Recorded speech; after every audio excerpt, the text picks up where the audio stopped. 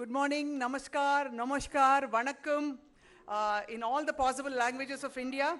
Welcome to all of you. It's our privilege to welcome our chief guest today, the Honorable Deputy Chief Minister of Telangana, Shri Mallu Bhatti Vikramarka garu, a senior political leader and one of the most prominent voices in public life.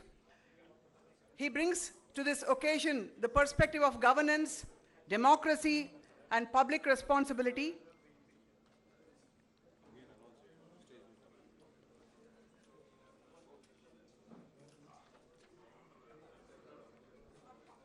PressClub Hyderabad welcomes each and every one of you that has arrived here for the grand launch of Federation of Press Clubs of India. And we now would like to welcome our Honorable Chief Guest, the Deputy Chief Minister of Telangana, Shri Mallu Bhatti Vikramarka garu, senior political leader, a prominent voice in public life.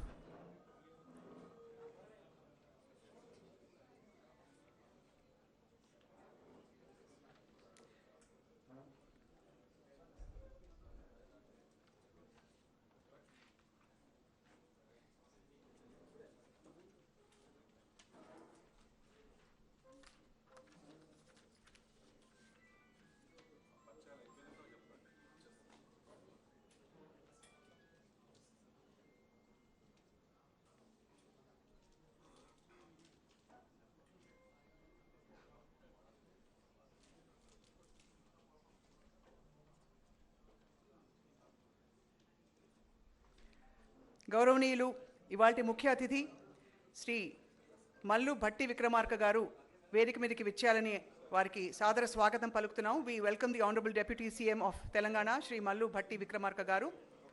Sir, your presence adds great significance to this historic launch. Welcome, sir.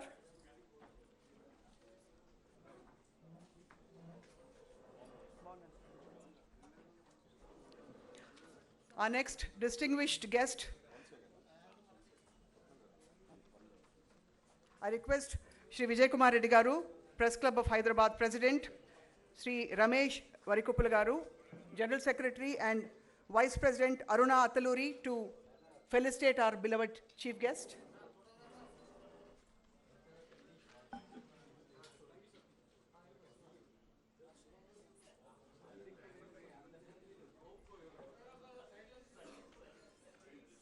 Request you to sit down, sir. I now introduce our next distinguished guest. He represents an institution at the heart of strengthening journalism in Telangana, Shri K. Srinivas Reddy garu, Chairman, Telangana Media Academy. Request you to please come onto the stage.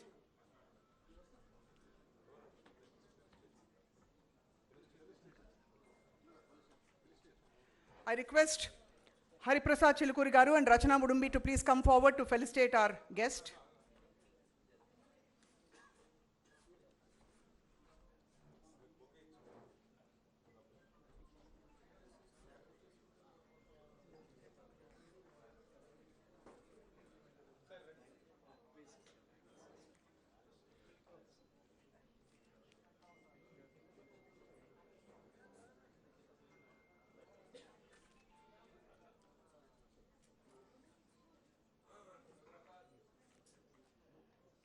Welcome, sir.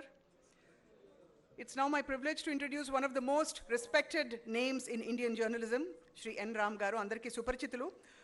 Hindu Group Publishing Private Limited, Hindu Group Director ga, Patrikeya Diggajanga manandarki suparchitulaina N. Ram gariki sadara swagatam paluktunam. A towering presence in Indian journalism, Mr. Ram has represented the highest traditions of editorial independence, public interest journalism and institutional credibility. It's an honor to welcome you, sir. I'd like to invite Rajesh garu and Amit Bhattu garu to please come and felicitate our guest.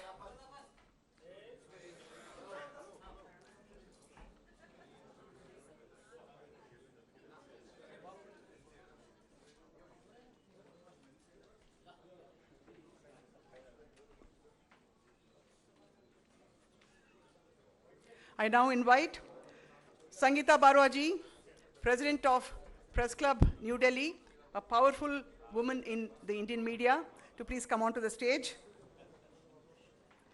May I invite Rama Devi garu and Nagaraj to please come onto the stage to felicitate our guests. Rama Devi and Nagaraj, please come on to the dais.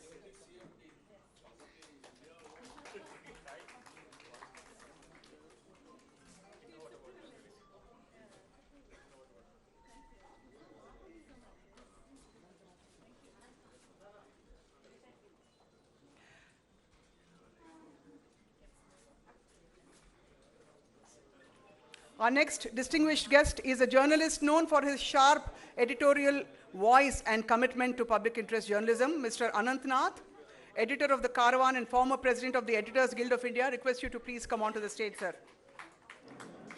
వారికి సత్కారం అందించడానికి బాబురావు గారిని అలాగే శంకర్ గారిని Hyderabad press club తరఫున వేదికపైకి ఆహ్వానిస్తున్నాం.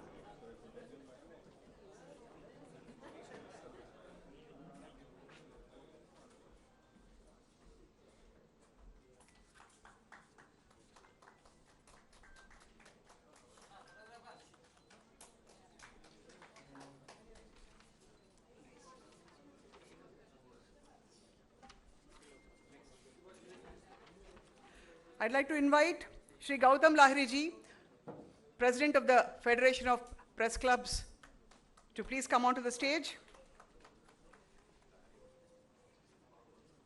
Srinivas Reddy Garni, Satyababu Garni, Vedikpai Kahwanistunam.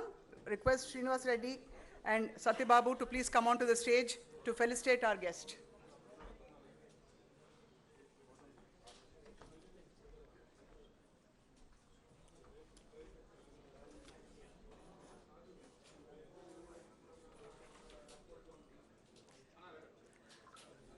Dhanyavadalandi, thank you very much. I now invite the force behind this event, Mr. Vijay Kumar Reddy, President of the Press Club of Hyderabad, to please come onto the stage. And I think our applause is the felicitation we are giving him this morning. Welcome, Vijay Kumar Garu. May I now request all of us to stand for the national song, followed by the state, Telangana state song. Request you all to please stand up.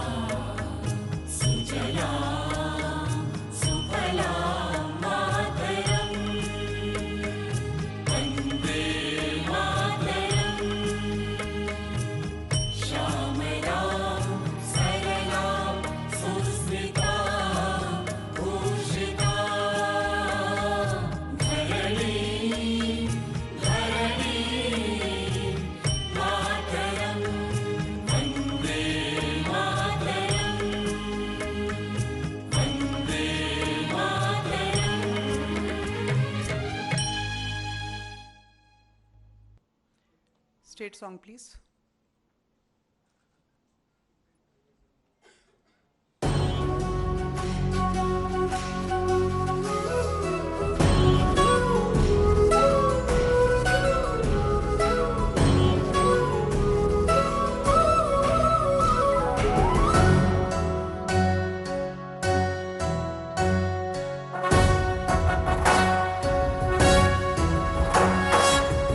జయ హే తెలంగాణ జననీ జయ కేతనం ముక్కోటి గొంతుకలు ఒక్కటైన చేతనం తరతరాల చరిత గల తల్లి నీరాజనం పద పదాన నీ పిల్లలు ప్రణమిల్లిన శుభతరుణం జయ తెలంగాణ జయ జయ తెలంగాణ జయ తెలంగాణ జయ జయ Telangana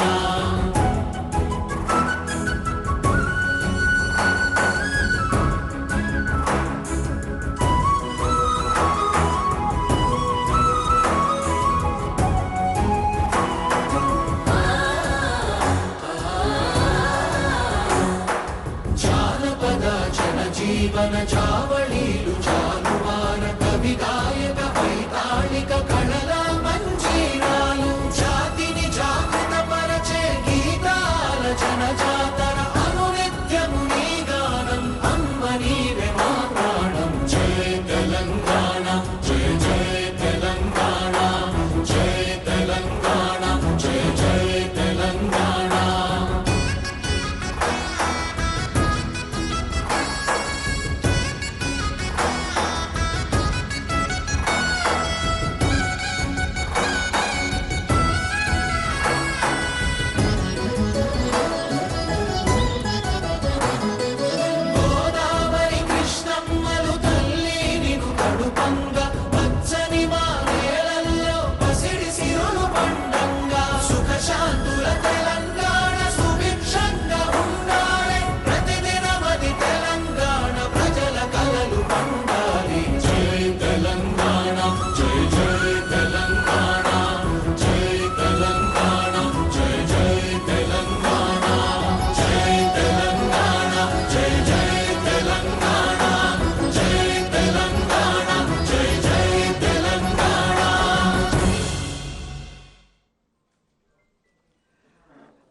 We'll now have the lighting of the lamp ceremony to mark an auspicious beginning to this grand launch of the Federation of Press Clubs.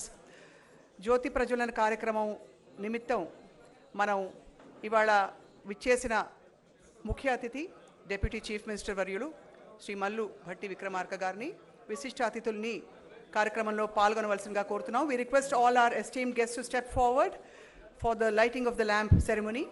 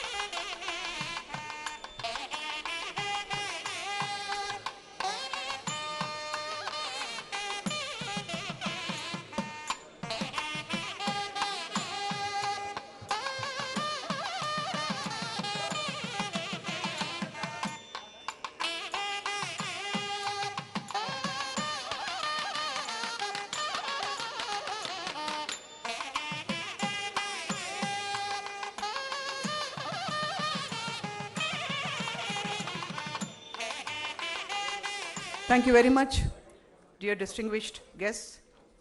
Once again, we welcome you all. I request all the media covering the event to please settle down so that we can make way for the proceedings. దయచేసి media మిత్రులందరూ ఫోటోగ్రాఫర్లు కూడా కొంచెం పక్కకి తప్పుకోవాలని కోరుకుంటున్నాం. Today we are not merely inaugurating an organization, we are witnessing the coming together of one voice, one conscience and the collective strength of the Indian media. A free press needs freedom, as we all know. A strong press needs solidarity, and a democracy needs both. And it is in this spirit that we gather today for the grand launch of the Federation of Press Clubs. This is happening for the first time, and Hyderabad Press Club is honored, privileged, and proud to be hosting this inaugural event. A national platform envisioned to bring press clubs together, strengthen the fraternity of journalists, and create a collective space for dialogue, dignity, and professional solidarity. A new chapter is just about to begin here today in Hyderabad. Patrika Ranganlo jarugutuna aneka మార్పులకు అనుగుణంగా ఏ విధంగా ముందుకు సాగాలనే అంశంపై రాబోయే 1-2 రోజుల్లో మనం చర్చించబోతున్నాం. పాత్రికేయ దిగ్గజాలందరూ దేశవ్యాప్తంగా ఉన్న ప్రెస్ క్లబ్స్ నుంచి విచ్చేయడం చాలా హర్షణీయం. I would now like to hand over the dais to Mr. Vijay Kumar Reddy, President of Press Club of Hyderabad, to give our welcome speech. Sir.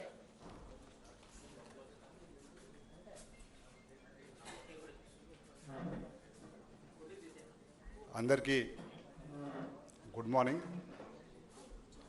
ఈరోజు భారతదేశ చరిత్రలో ఒక చారిత్రక ఘట్టానికి తెరలేస్తున్న సందర్భంగా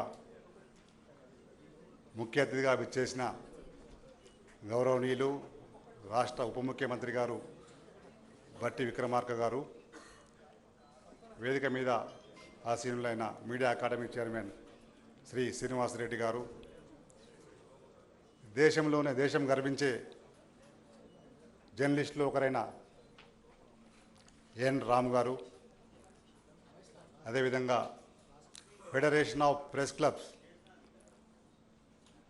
దానికి బీజం వేసిన ఫెడరేషన్ ఆఫ్ ప్రెస్ క్లబ్ అధ్యక్షులు, ఢిల్లీ ప్రెస్ క్లబ్కు అనేకసార్లు ప్రాతినిధ్యం వహించిన గౌతమ్ లహరి గారు, ఎడిటర్స్ గిల్డ్ నుంచి ప్రాతినిధ్యం వహించి కారవాన్ పత్రిక ఎడిటర్గా పనిచేస్తున్న అనంతనాథ్ గారు, అదేవిధంగా దేశ చరిత్రలో ఢిల్లీ ప్రెస్ క్లబ్కు తొలిసారిగా ప్రెసిడెంట్గా ఎన్నికైన సంగీత గారు, హైదరాబాద్ ప్రెస్ క్లబ్ ప్రధాన కార్యదర్శి రమేష్ వరికుప్పల గారు, ఈ కార్యక్రమానికి హాజరైన Delhi, Mumbai, Kolkata, Chandigarh, Agartala, Guwahati and Indore state Indore Praveen very active president Indore press club అధ్యక్షులకు, కార్యదర్శులకు స్వాగతం పలుకుతా ఉన్నాను. ఈ వేదికగా 2 రోజుల పాటు unity in media, democracy and ప్రజల స్వేచ్ఛ, మీడియా స్వేచ్ఛ మీద కూలంకషంగా చర్చలు జరగబోతున్నాయి. అనంతరం హైదరాబాద్ డిక్లరేషన్ పేరుతో ఒక గొప్ప డిక్లరేషన్ రాబోతూ ఉంది రేపు సాయంత్రానికి. ఈ చారిత్రక ఘట్టానికి హైదరాబాద్ వేదిక కావడం, ఈరోజు ఇంత అధిరత మహారాజులు అందరూ కూడా హైదరాబాద్ రావడం సంతోషకర పరిణామం. ఈ కార్యక్రమంలో పాలుపంచుకున్న హైదరాబాద్ ప్రెస్ క్లబ్ మాజీ అధ్యక్ష కార్యదర్శులు, అదేవిధంగా హైదరాబాద్ కేంద్రంగా పనిచేస్తున్న ఎడిటర్స్ అందరికీ కూడా స్వాగతం పలుకుతూ ఈ కార్యక్రమాన్ని కొనసాగించవలసిందిగా నేను కోరుతా ఉన్నాను. స్వప్న గారు.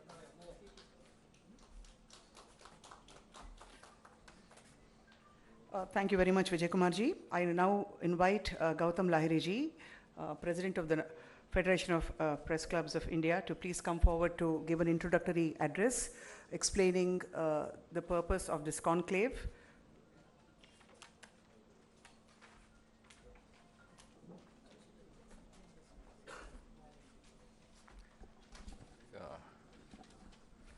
Good morning to all of you.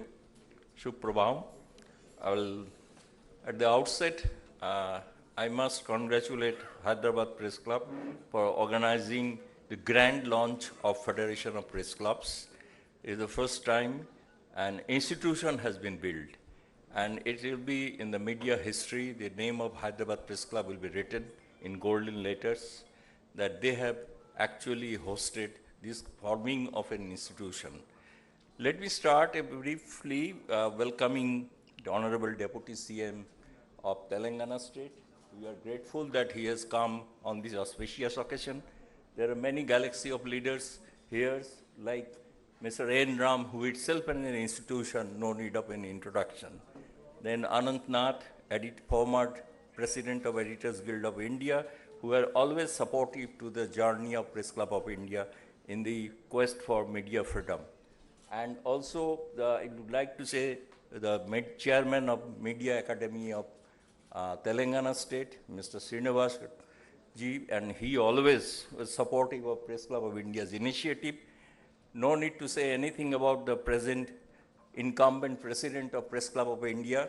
It's the first time that women has been a president, has been elected in the Press Club of India's journey. The journey started in 1958 with the blessings of first Prime Minister of the country, Jawaharlal Nehru ji. And I must acknowledge to Bijay ji, I have no word to say. Well, cannot make it small by thanking him for organizing this. Also the secretary of the Press Club and his team, he has given us wonderful support. And all of the colleagues who have come all over India here, so all credit goes to him definitely, I must acknowledge. The journey of this Federation of Press Club actually started, the idea was born in 2016. So it became a decades, now it has become an institution. The idea floated by my predecessor, former Secretary General of the Press Club of India, Mr. Nadim Kazmi, and one of the veteran journalists, Mr. Rajdeep Sardesai. He would be very happy because he could not come. We have invited him, and Nadim has come all the way from Bihar. And so after this, we started this when in my last term of the presidency of the Press Club of India, that we decided to make it a serious move to make a kind of an unite all the clubs of the country who are democratically elected and who believes in the Article 19(1)(a) of the Indian Constitution. That's our ideology. We don't have any other ideology, only the freedom of expression as inside is a constitution is our ideology. So in that journey, first we have requested 7 other clubs other than Press Club of India. Before that, Press Club of India Managing Committee has taken a resolution that yes, Press Club of India will take an initiative to form a federation of the press clubs, uniting all the press clubs of the country.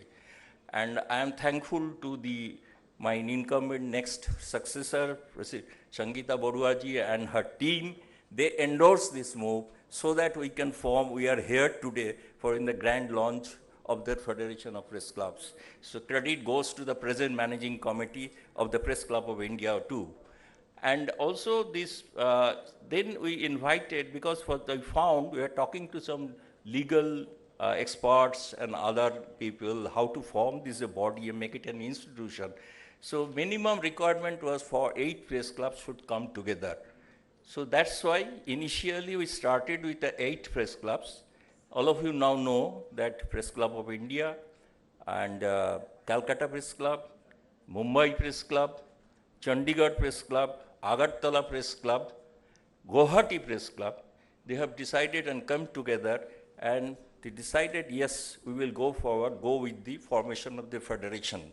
That meeting was held in the month of November last year. After that, there was this, almost took 3 to 4 months to formalize it, but get the legal permission from the Society of Registration Act. After that, we had our meeting in the Press Club of India premises, where all these press club representative presidents, as their managing committee recommends their representative. So they came together and we decided we have invited all our predecessors, those who are in the former president, former secretary general of the press club. So we had a great meeting, grand meeting there. There we decided to announce the formation of the press club. But in that meeting, all the 6 clubs were physically, 7 clubs physically present. Only the Mumbai Press Club joined online. There's on video. He came on video, the then president of Mumbai Press Club. So then Bijayji, the Hyderabad Press Club, he said, you should give us a chance to grand launch of this federation to the people of this country can know that yes, there is a new organization has been formed for uniting the journalists of the country. That's why Bijayji gave us the proposal. We unanimously decided, And we also prepared a memorandum of understanding, memorandum of associations under which the federation will work. They have a constitution, you can call it a constitution. And I must recognize here, we have appointed a full-time chief executive officer. He's a press club member, Vivek Mukherjee.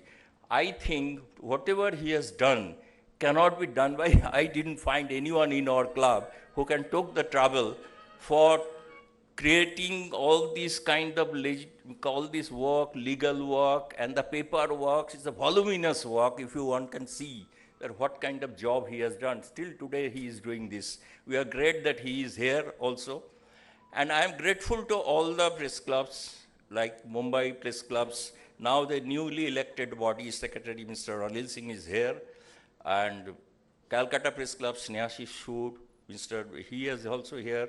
Agartala press club president, Pranab Sarkar. Chandigarh press club president, Mr. Saurabh Duggal, who happens to be the secretary general of the federation.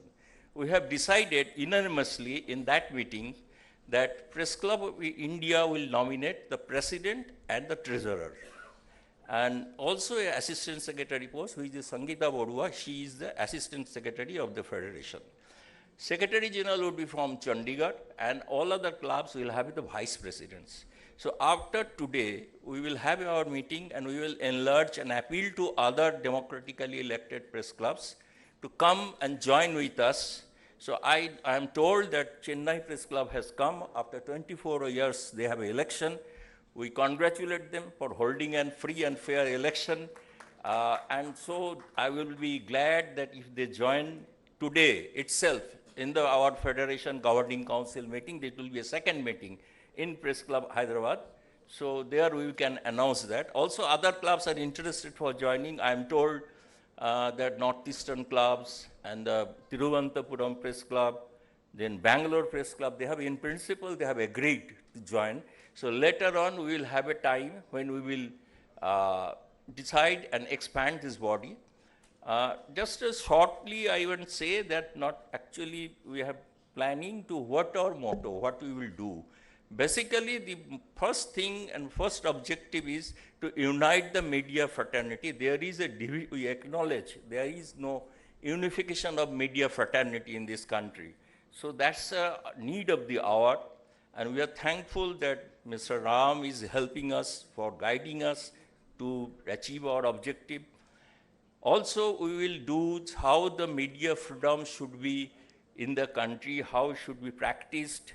So I am not going into details because we will have a discussion among ourselves, then we will declare our policy that's called a Hyderabad Declaration, where the protection of journalists, how the journalists will be protected, and when the journalists are being attacked, how the federation can take up the issues with all sorts of help, like legal help and other help also. So that's our idea, and we will create a kind of an institution so that we can build up the new generation of media fraternity, those who will be enlightened with the idea of the Federation of India and for all the media freedom itself.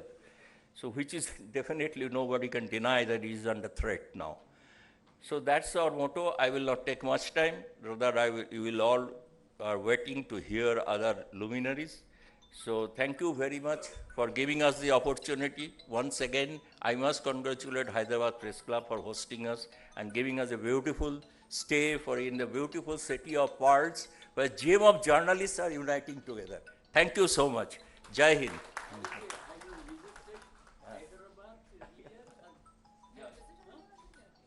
Gautam ji, khoob bhalo. Thank you very much. While we have a lot of gems on stage, we also acknowledge the gems sitting in the audience. We have senior media fraternity, Bandar Srinivas Rao garu, Srinivas Reddy garu, Amar Devulpalli garu, and we also have Mohan Guruswami garu, I. Venkat garu, Tarun garu. Request you all to please come forward and occupy the seats in front, sir. Daichesi camera mitrulandaru, I request you all to make space for our senior media fraternity to come forward and sit. Lakshmi garu kuda unnaru akkada venakala. So before we proceed to listen to our distinguished guests, we will now have the unveiling of the Federation logo by the Honorable Deputy CM.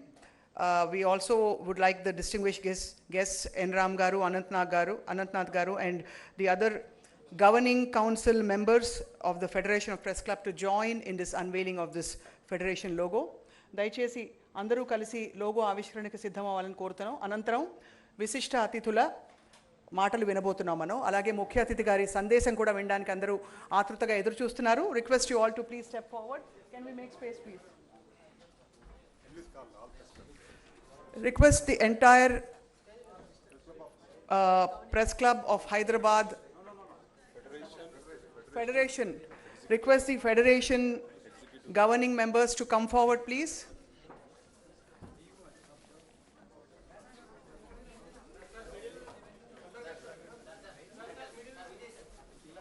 Anantaram audio visual presentation undabotondi. Dayachesi request you all to sit back. We will have an audio visual presentation after the unveiling of the logo. Chandigarh Press Club, Mumbai Press Club, Agartala, Indore, and Delhi Press Club. We are requesting to attend, come on to the dais. Other press clubs also. Mr. Sneha Susur, Kolkata Press Club, Chennai Press Club, Nielsen.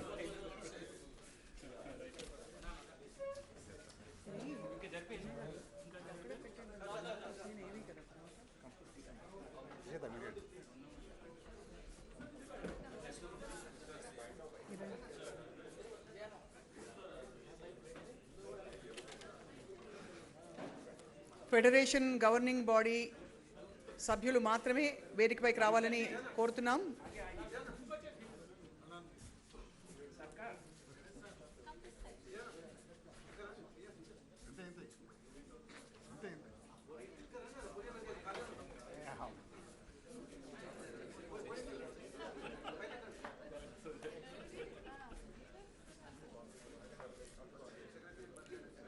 Ladies and gentlemen, we are about to unveil the logo of the Federation of Press Clubs of India. For the first time, such a federation has been formed, and this is an inaugural event. We are all witnessing a historic moment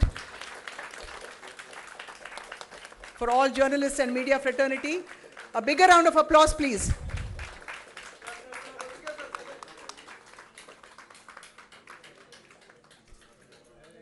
ఏవీ team దయచేసి కొంచెం మంగళకరమైన ధ్వని ఉన్న పాట వేయండి.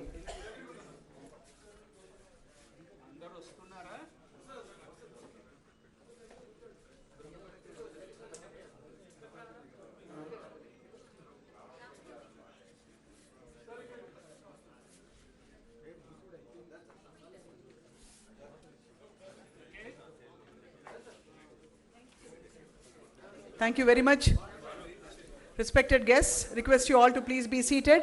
Can we have the team move the logo, please, so that we may watch the audio visual. Audio visual కోసం సిద్ధం అవ్వాలండి. దయచేసి ఆడియో విజువల్ని ట్యూన్ చేసి పెట్టుకోండి డైరెక్ట్గా.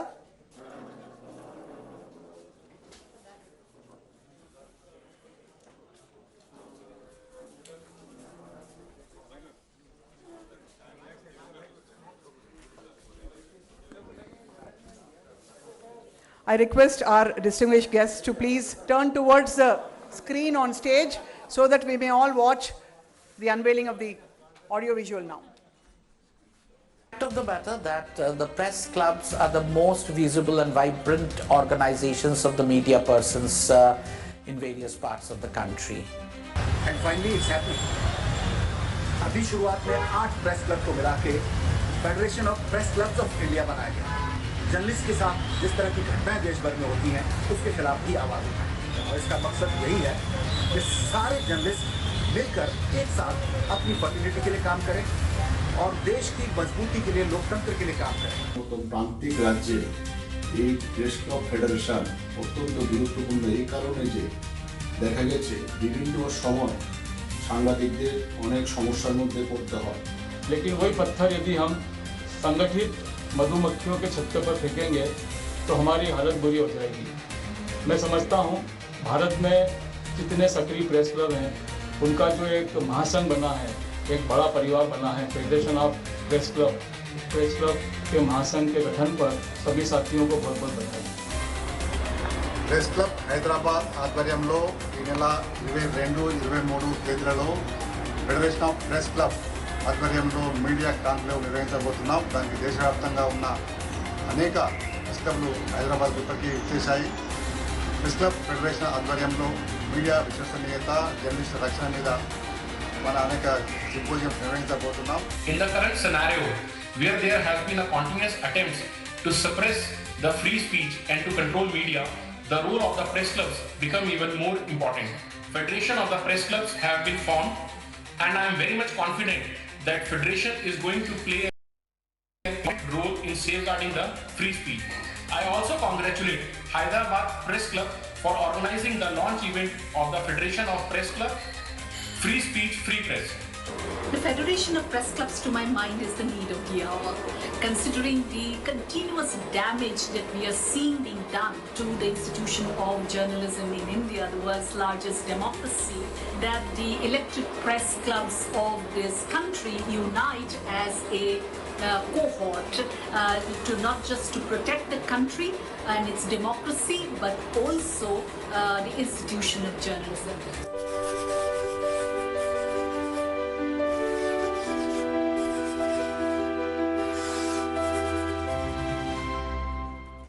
Of the matter.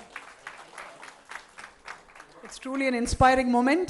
I request our distinguished guests to please be seated.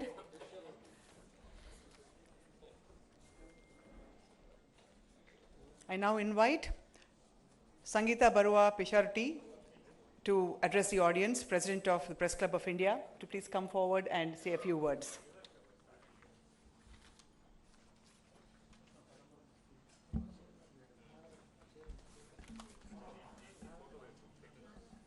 Thank you.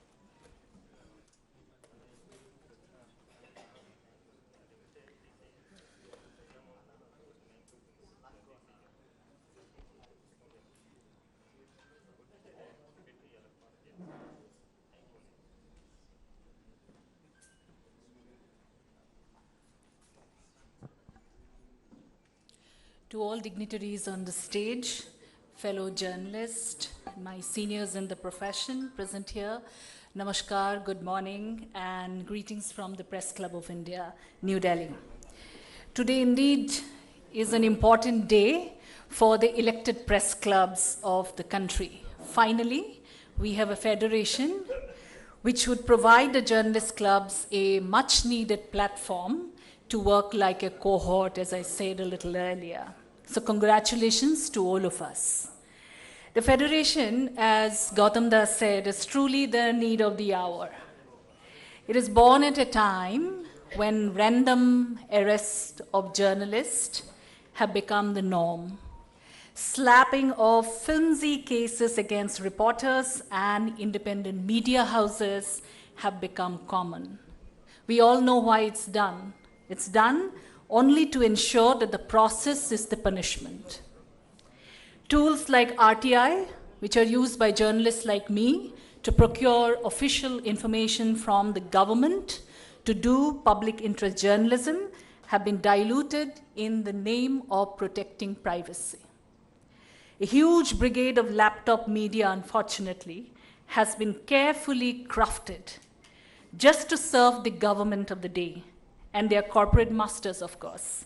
So which is a mockery in a democracy where every institution, including that of journalism, is designed to serve the citizens first.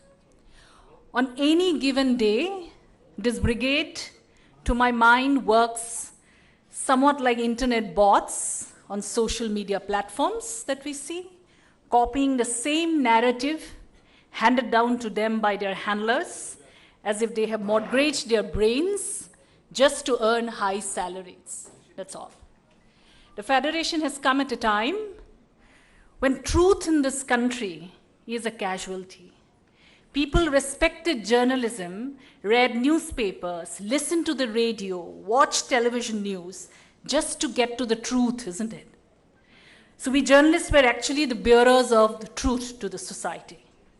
To my mind, it was the sole reason the profession of journalism was considered a noble one.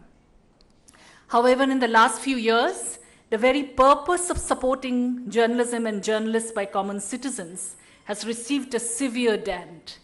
Recently, we saw during the students' protest at Jantar Mantar in New Delhi, several media persons being heckled, not allowed to work by young protesters. They accused them of representing the lapdog media of the government of the day, not pursuing public interest journalism. I don't support violence against anyone personally. Press Club of India as an institution has condemned such actions. We had issued a press release condemning it. But that action from the citizenry actually held up the huge trust deficit of media among common people in the country. So going forward, the Federation as the representative force of India's elected press clubs will have to delve into these fundamental questions, staring at the institution of journalism in India today, including questions like why in the world's largest democracy we have accepted facts like the Prime Minister of the country, who is elected by the people, have failed to even address a press conference of unscripted questions. It may sound unimportant to me, to all of you, to any of us, but therein also lies the hidden fact that addressing a press conference and readiness of an elected leader to take up questions from journalists also means he thinks he is accountable to the people of this country, not a god. After all, journalist's job is to ask questions to the government of the day on behalf of the people. In a democracy, we, including those in power, are all supposed to work for the people. We journalists are supposed to work for the people. I also would like to take this opportunity to highlight that we should address the need for a proper media policy in this country, which should ensure that the fourth pillar of democracy remains in good health. I hope the Federation would give the necessary push, Dada, to the media bill, which has already been put together by a set of competent senior journalists at the behest of the Press Club of India, when the current Federation President, Gautam Lahiri, was the Press Club of India President. A lot of research has got into that work to include all the best examples of good practices from across the globe. Through the Federation, we should try and generate a countrywide demand from all stakeholders, journalists and common citizens alike, to bring such a bill whereby journalism can function without the fear of powers be. If we have to protect journalism, there is no doubt in my mind that we would need to address the issue of cross ownership and multi-channel control models, which has become a plague in this country. Before I end, I would like to express my deepest thanks to the Hyderabad Press Club for organizing the inaugural event of the Federation of Press Clubs. I think Vijay and the entire managing committee members, this is truly impressive and a great start. Thank you. Sorry, I think I took yours. Thank you very much, Sangeeta ji, and hats off to you for bringing up some really practical, real-time issues instead of just speaking about idealistic values. I think what Sangeeta ji mentioned is definitely the need of the hour. I now invite Mr. Anantnath ji to address the audience. Anantnath ji needs no introduction. He's a former president of the Editors Guild, and he's the editor of Carvan magazine. Welcome, sir.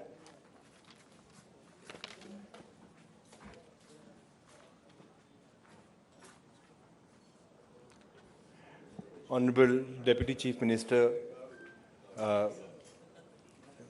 dignitaries on the stage, Ram sir, Srinivas sir, Vijay ji, Sangeeta, Gautam da, Ramesh ji. Again, I can't underscore the momentousness of this occasion. Coming together of 8 press clubs, Gautam da said that this was an idea that was floated in 2016. I'm just referring to the old adage, nobody can stop an idea whose time has come. I wish that the idea had come about 12 years ago, and we wish that this idea had fructified soon enough, given the overall environment we are operating within. In fact, one could say that there has always been a need. We should not be confined to what is happening in the last 10 years. Media has been under attack Media has always had a need to defend itself for long term, for decades, but more so in the last decade or so, and especially so in the post-COVID era, where the environment, the legal environment, the government's own attitude towards press freedom has taken a far greater and far more sinister dip, and therefore it is all the more important, and a great congratulations to everybody involved for coming together to form this federation. Sangeeta talked about the overall environment we are operating in. I'm just going to add a few more facets to it. The whole legal system, the way it is shaped up in post-COVID era, starting from the IT rules that were floated, which have allowed government unilateral powers to take down content. They've put together a 3-tiered structure, so-called regulatory structure, which has 2 layers of self-regulation, but the final 3rd layer being government-mandated, government-compromised ministerial group, which has the sole authority to decide what is problematic. Followed by the sinister fact-checking unit, where the government tried to give itself the sole authority to determine what is fake, false, misleading about its own affairs. So you're the victim and the judge in your own affairs. Fortunately, that was put aside by the Bombay High Court. The Privacy Act, which is in the garb of a noble cause of protecting private citizens' privacy, has now been used to dilute RTI, because most government officers, most government functions have been kept out of the purview of RTI. And at the same time, there is no journalistic exemption, which was there in the previous bills that were floated, but the final act had no clause of journalistic exemption, leaving a big gray area that is journalistic work, which invariably deals with private information of public officials. Whether you're in politics, you're in corporate affairs, you're in sports, as a journalist, we are meant to deal with your private information as well, from a point of view of public inquiry. There's a gray area whether journalists will come under Privacy Act and Privacy Board and accountable to whatever rules that the Privacy Act has sort of put in together. There was a broadcast bill that has fortunately been put away.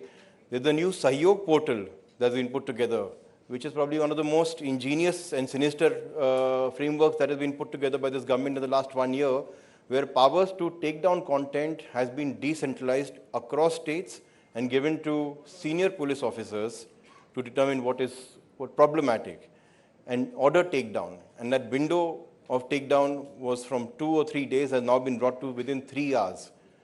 So something which is held as natural justice, where somebody's content that has been taken down has to be first given a notice and an opportunity to be heard, has been taken away. Your content is first taken down, and then you approach the courts or whichever forum it is, and we all know how long it takes. One of Caravan articles was taken out 2 years ago. It's been 2 years. There's not been even substantive arguments yet, and the government has been able to sort of get away, and Caravan is one of them. Many other instances are there where articles, and not just articles, tweets, Facebook posts have been taken down. The criminal laws, the new criminal laws that were put together, ostensibly to replace the colonial laws. The wording of these new criminal laws, uplift the powers that were given by the so-called colonial laws. They were far more respectful when we look at the BNS, how sedition, which was set in abeyance by the Supreme Court, has been reintroduced as treason. The wording of what is treasonous has been expanded, made more vague. False information and misleading information has been criminalized. Now, what is false information? What is misleading information? Who will determine? Obviously, a police officer will determine. Obviously, an SHO will determine. You can file a complaint, a government act, state agent can sort of find a non-state agent to file a complaint, and suddenly that complaint gets into an FIR under what is called false information, and then the process starts. As again Sangeeta said, process becomes a punishment, which is far more difficult for smaller journalists, which is far more difficult for independent media organizations, and equally for large organizations. Once the process is started, you become prisoner to that. So all these things, the IPC provisions which have been expanded into BNS, the regulatory environment itself has become very intrusive. not to mention the way investigative agencies, IT, ED, CBI are used when a simple act of reporting on a rape case is turned into an unlawful and a terrorist activity. And that's the Siddiq Kapan is one case, but there are multiple such cases in smaller towns. I was just looking at the list. Journalists like Sujit Sarkar in Assam, who was beaten up by 20 people by MLA goons. Journalist Vijay Pradhan in Odisha was tied up and dragged through street for 2 hours because he exposed the work of NHR, public work. Sneha Barve from Maharashtra was beaten up because he was reporting on how riverbed construction was being illegally done. These and so many cases which happening at local level and national media often doesn't even get to know about it. According to CPJ and GIJN, about 27 journalists have been killed in India since 1992.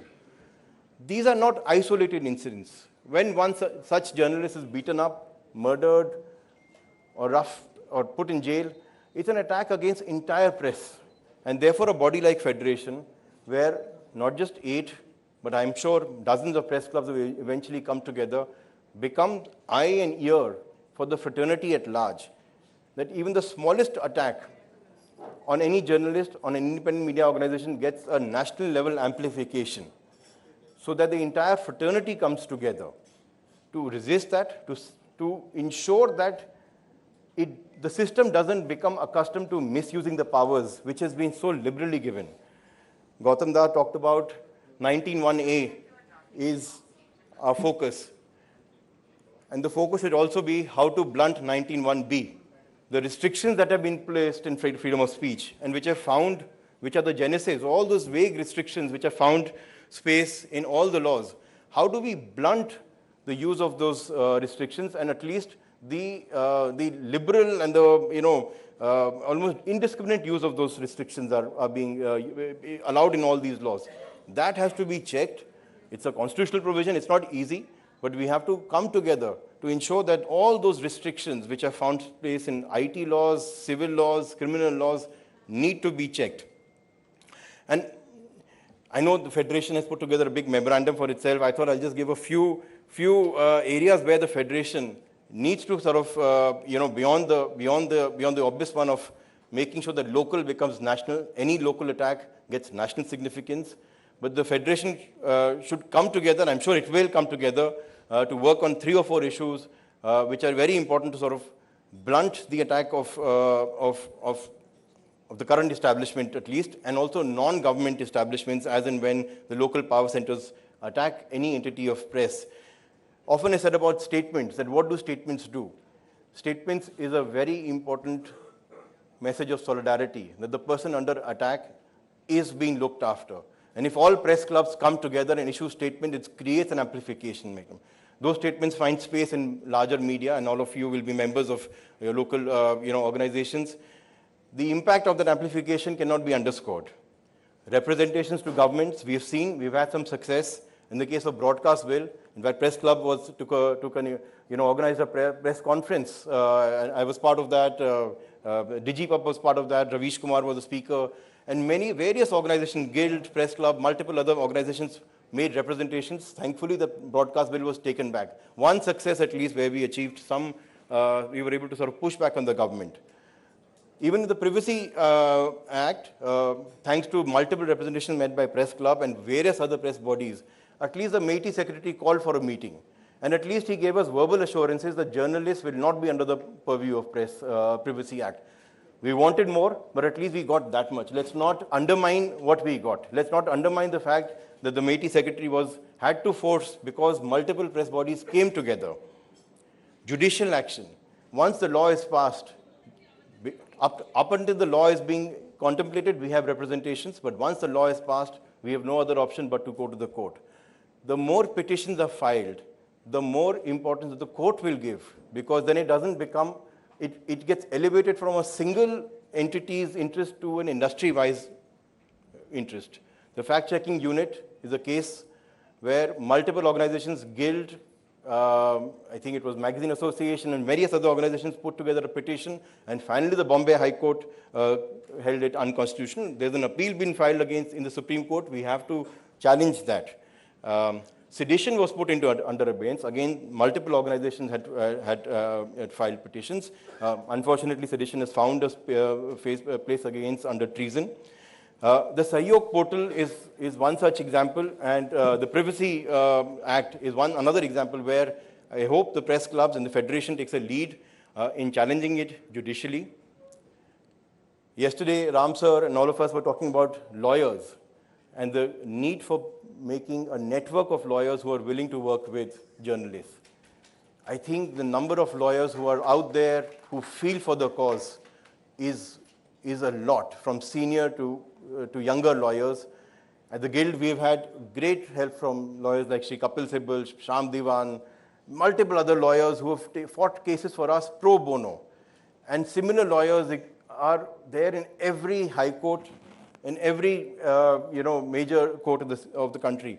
What is required with the federation if multiple press clubs are a member of this network to create a list of such lawyers which can be roped in, who will work for us, who will not sometimes work for institutional issues, but also if an independent journalist needs help, who doesn't have the resources to hire a lawyer, if the press clubs, if the federation can put them in touch with well-meaning lawyers, that will be a great help, because who will otherwise help them? So this is an important, need gap, so to say, that is existing, and I'm sure they will fill it up. And finally, I would say, while we can look at the world at large, and Sangeeta did talk about that, the trust deficit, we have to look within. Why is it that there is such great deficit of trust within media or with media?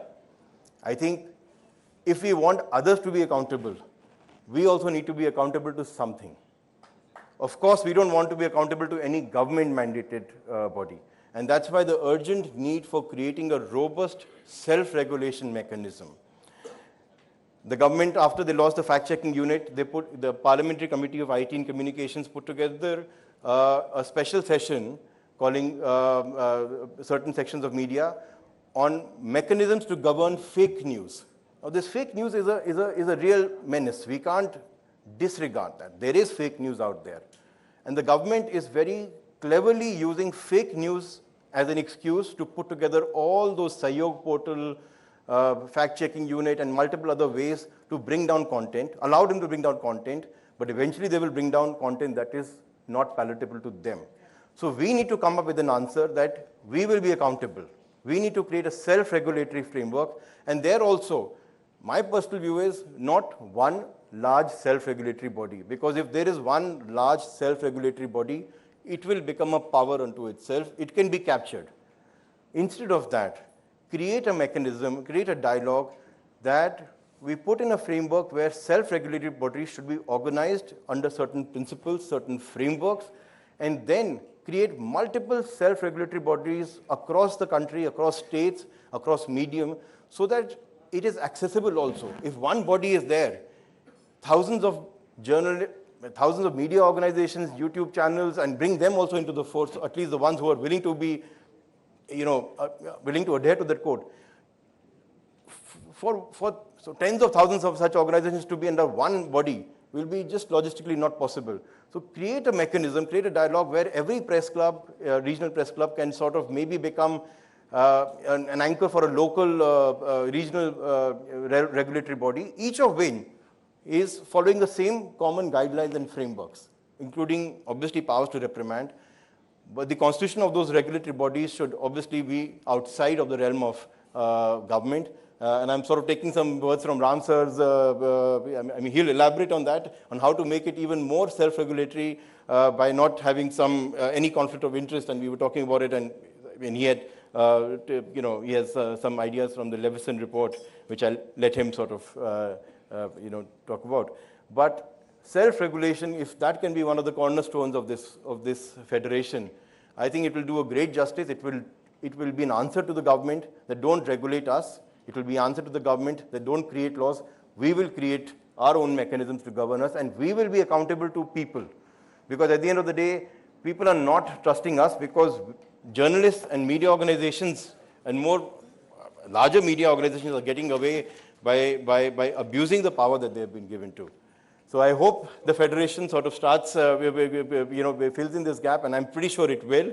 And all the best to everybody involved, and good luck, and hope this federation of 8 members becomes a federation of a few dozen members across the country. Thank you.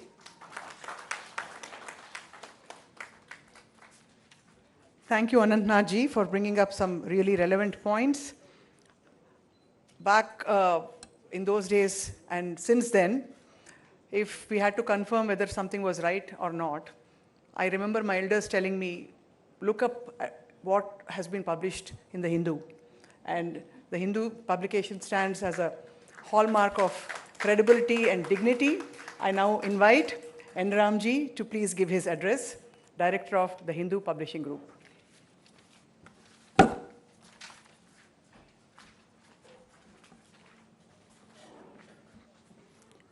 Honorable Chief Guest, Deputy Chief Minister, Sri Mallu Bhatti Vikramarka, my respected colleagues, K. Srinivas Reddy, S. Vijay Kumar Reddy, Anantnath, he made some very interesting points. He's not quite of Gen Z, but compared with me, he's pretty close to it. Sangeeta Barua Pisharoti, President of the Press Club of India, leaders and members of well-functioning press clubs. 8 have come here, and I'd like to include others as well, including the Chennai Press Club. A representative is here. I'll tell you a little bit about that a little later, either today or tomorrow. Media friends, it's a privilege and a pleasure to be here in Hyderabad for the launch of the Federation of Press Clubs. The formation of a national federation of press clubs comes at a significant moment for Indian journalism. But before I proceed further, I must, on behalf of all media journalists and media persons here, give thanks where they are due, namely to the Deputy Chief Minister and the government headed by Chief Minister Revant Reddy and the whole team for one distinguishing feature. I heard rumors that in Telangana today, there have been no cases against journalists, criminal cases, no actions, no assaults. But we have a saying, trust but verify. And I verified with no less than the Deputy Chief Minister. And I'm happy to report, I think he'll speak about it. He said, no, Telangana is for freedom of expression. And this is in contrast, I'm sad to say, with several other states, including Tamil Nadu, where criminal actions have been launched, most recently against my friend Nakiran Gopal, but also in other states. We don't have time to go into the details here. They may be discussed later, perhaps. But this is something to be noted at the outset. And may this tribe increase. We face today, as earlier speakers have said, and as the media conclave will discuss, 2 interconnected crises that form the themes of the 2-day event. The first has been well described, the crisis of credibility. A trust deficit between much of the news media. We must be careful in saying not all the news media, but much of the news media and substantial sections of the public. The second is a crisis of media freedom and independence. The growing vulnerability of journalists and news organizations to political, legal, administrative, economic, and other forms of coercion. I believe that press clubs have an important role to play in addressing both challenges.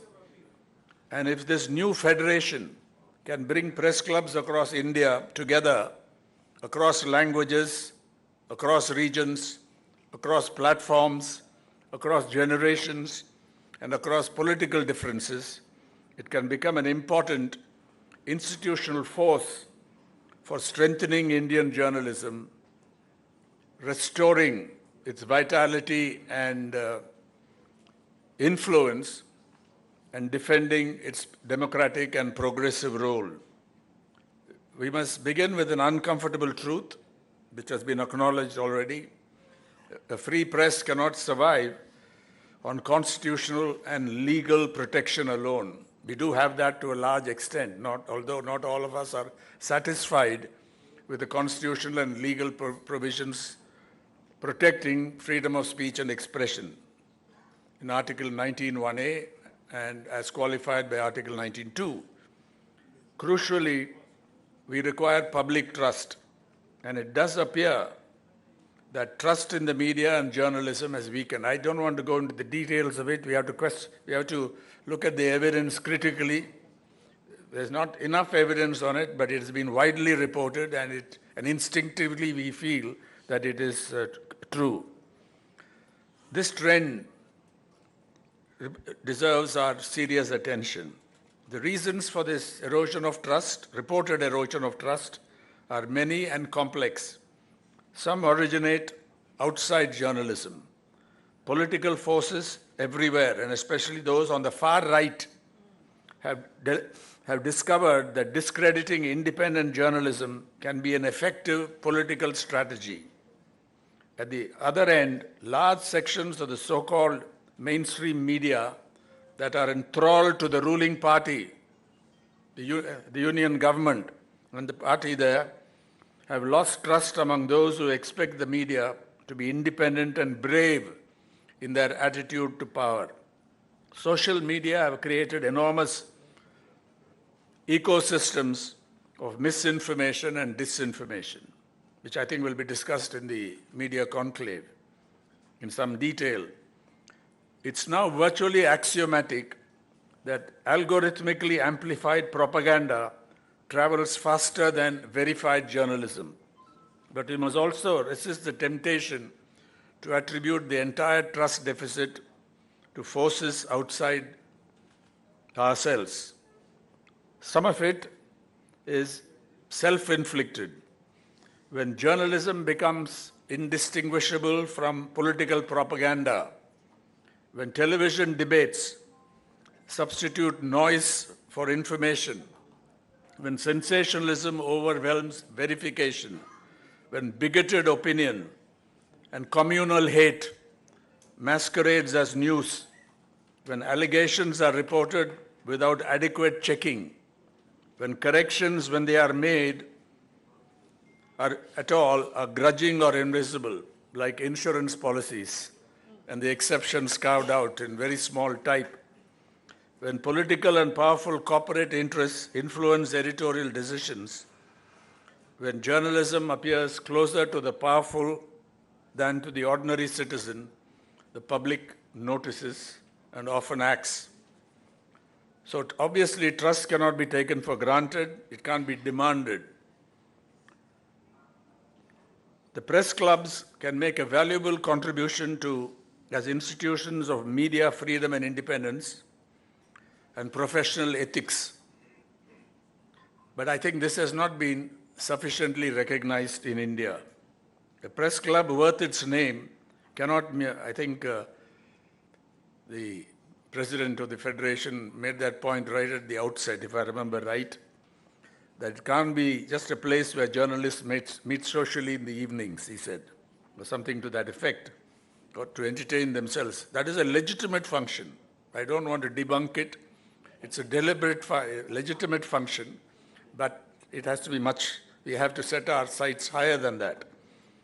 A press club as a professional institution must have a sound constitution, an MOA which you have, and bylaws and rules guaranteeing good and transparent governance.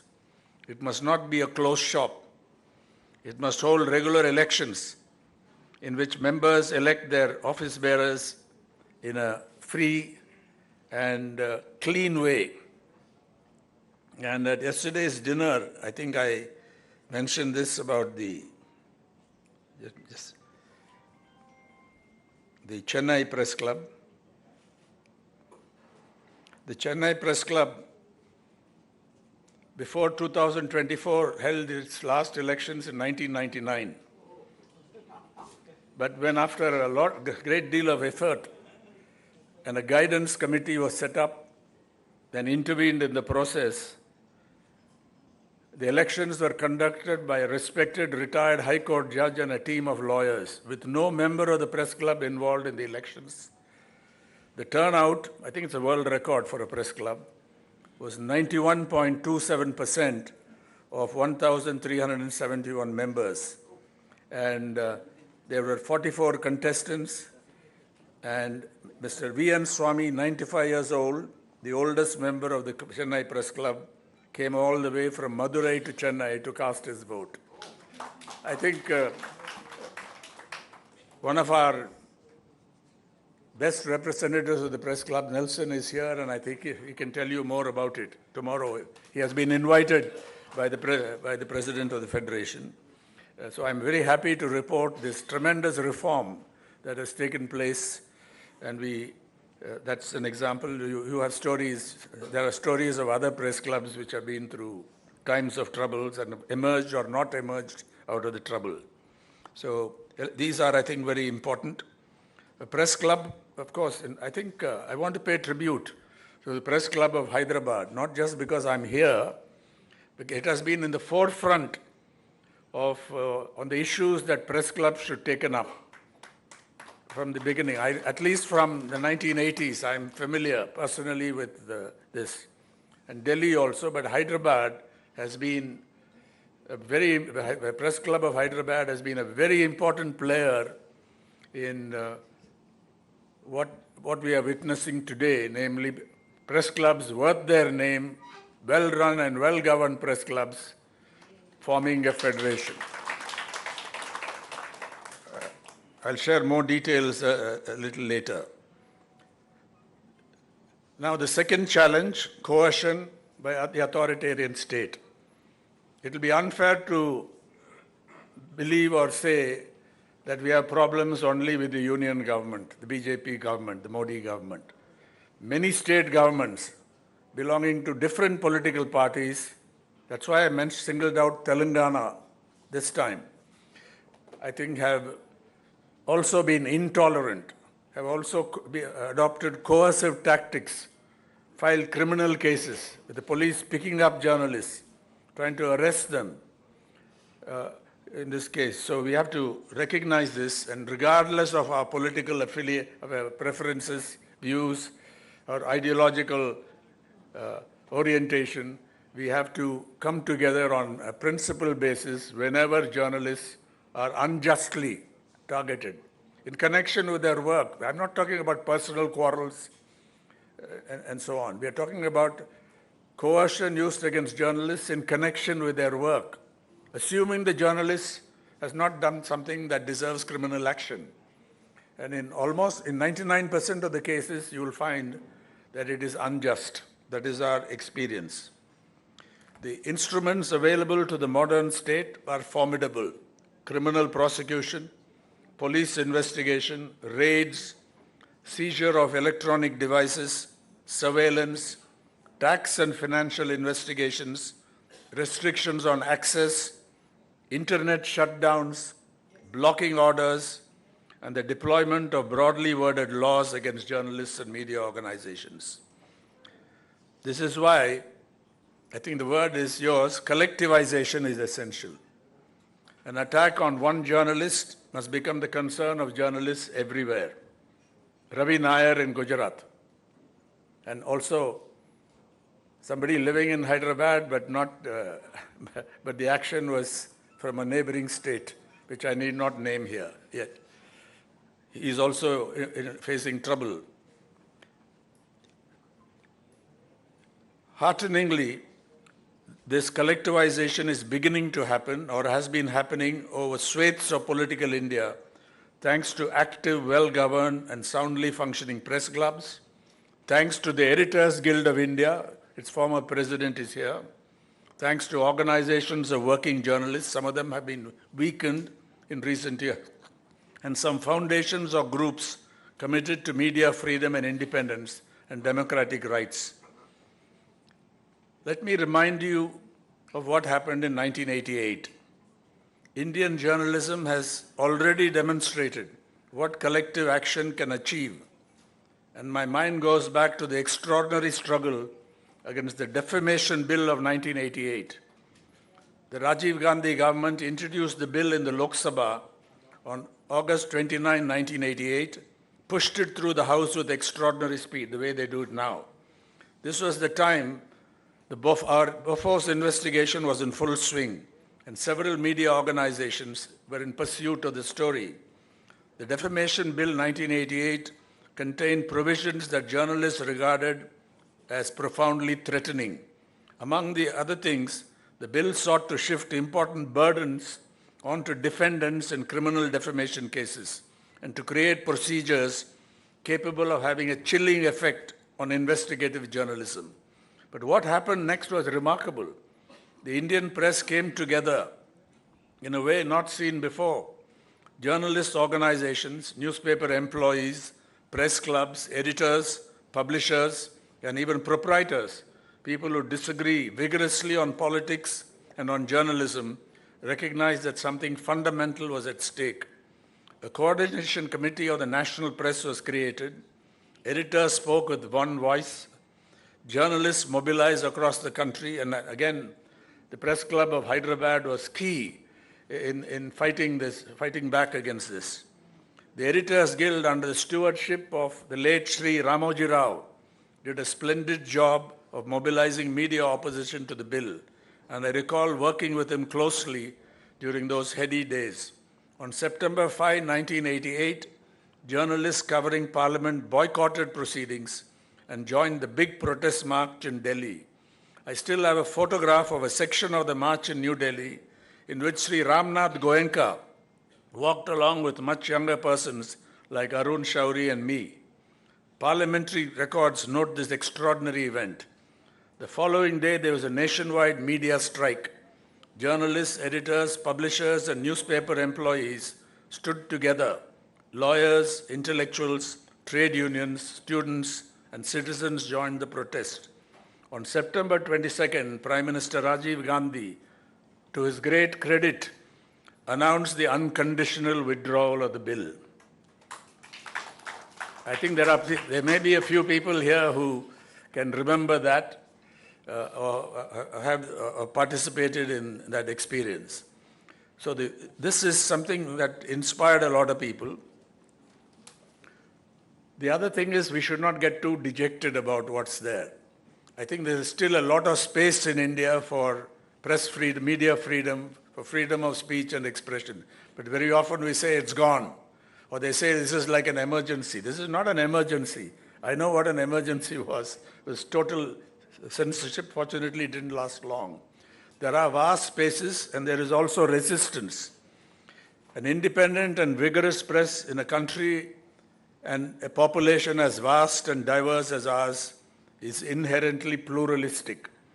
This diversity and pluralism make it difficult, if not impossible, for the state to control the media unless it chooses to surrender its independence for whatever motive or reason. We see this now after the Cockroach Janata Party movement, the protest movements, the kind of free speech, sometimes even excesses unleashed on the social media, particularly Instagram or YouTube and so on, with the state, I'm talking about the union government, powerless to stop this enormous movement there. How long it will last, whether spontaneity alone can carry us forward is another matter. With apologies to the tribe of British journalists, several of whom are excellent professionals, I would like to quote these lines written in 1930 by the English poet and writer Humbert Woolf. You cannot hope to bribe or twist, thank God, the British journalist, but seeing what the man will do unbribed, there is no occasion to. So I think this brings us to the final point that the Federation of Press Clubs in India can become an important player. Imagine a national network capable of responding immediately when a journalist is threatened anywhere in India, in any state, The Federation can develop a quick-acting national journalist defense mechanism. It can document attacks on journalists the way Vivek Mukherjee has been doing, but I think it needs more support. Research needs funding, and more support is needed for independent research. So it can document attacks on journalists the way the New York-based Committee to Protect Journalists, I follow their work and data closely, has been documenting attacks on journalists from 1992. The Federation of Press Clubs can set up and activate rapid response teams to protect journalists when they are arrested, threatened, assaulted, or subjected to coercive legal action. It can issue meticulously verified public statements on what happened.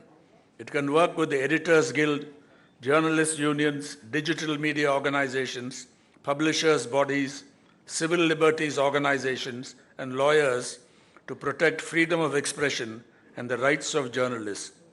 It can draw from a panel of lawyers, it has already been mentioned by Anand, to provide urgent legal assistance to journalists in trouble in connection with their work. In this regard, let me report that my friend Karan Thapar and I have received a standing offer from one of India's brightest and best in the legal profession, Shri Kapil Sibal, senior advocate and former cabinet minister, that if a foundation is established for the legal protection of journalists, an independent foundation is established for the legal protection of journalists, he will offer his services pro bono, provide leadership, help bring lawyers together, and make personal financial contributions to this foundation. I want you to note this, and I think we need to follow it up. And when circumstances warrant it, the Federation can actively help to mobilize press clubs along with other public-spirited organizations and individuals around the country and organize coordinated democratic protests, peaceful democratic protests. The lesson of 1988 is that governments cannot ignore an entire profession standing together. We have much more to discuss in the media conclave, and I have already taken perhaps too much time. We are all eager to hear the Deputy Chief Minister of Telangana, who has already assured me, and I'm sure he'll elaborate on it, that Telangana, the government of Telangana, the Congress government of Telangana is unconditionally committed to freedom of speech and expression when it is properly defined. Thank you very much for this opportunity. Thank you very much, Enram sir. That was almost like a reset button, realigning our purpose and a great sense of purpose for the Indian media. I'd like to quote Bhardiyar sir on this. Manadil Urudi Vendum.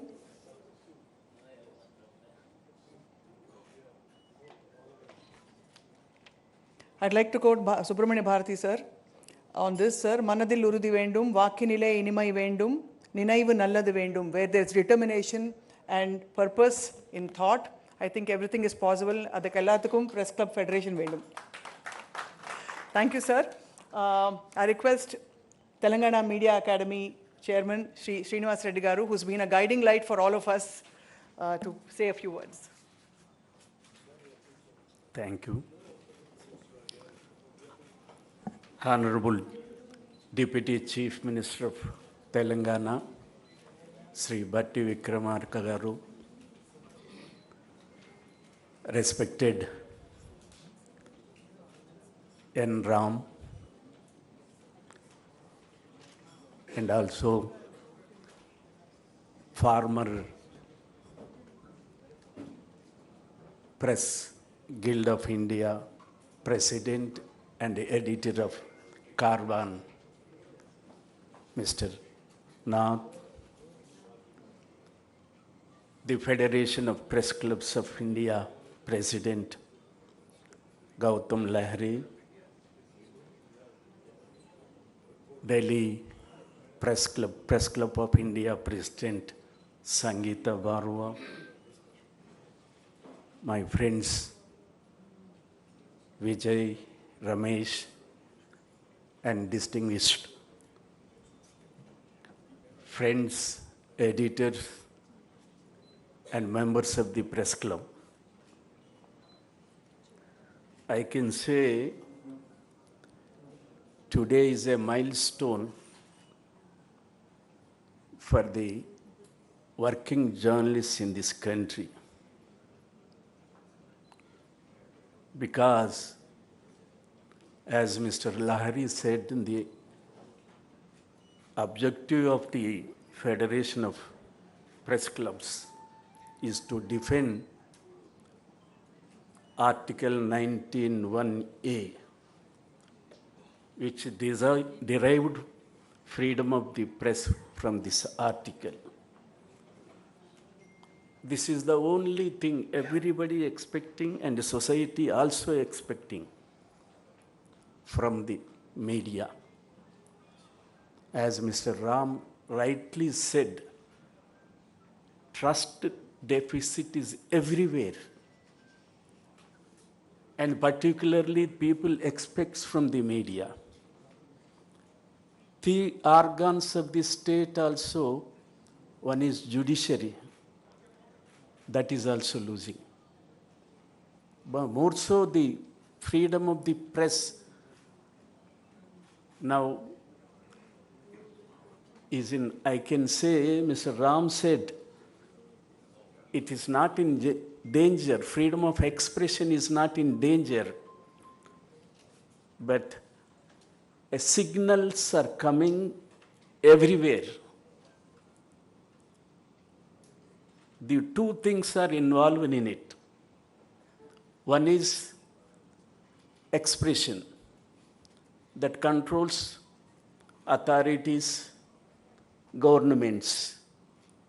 Expression of working journalists that controls media houses. Equally,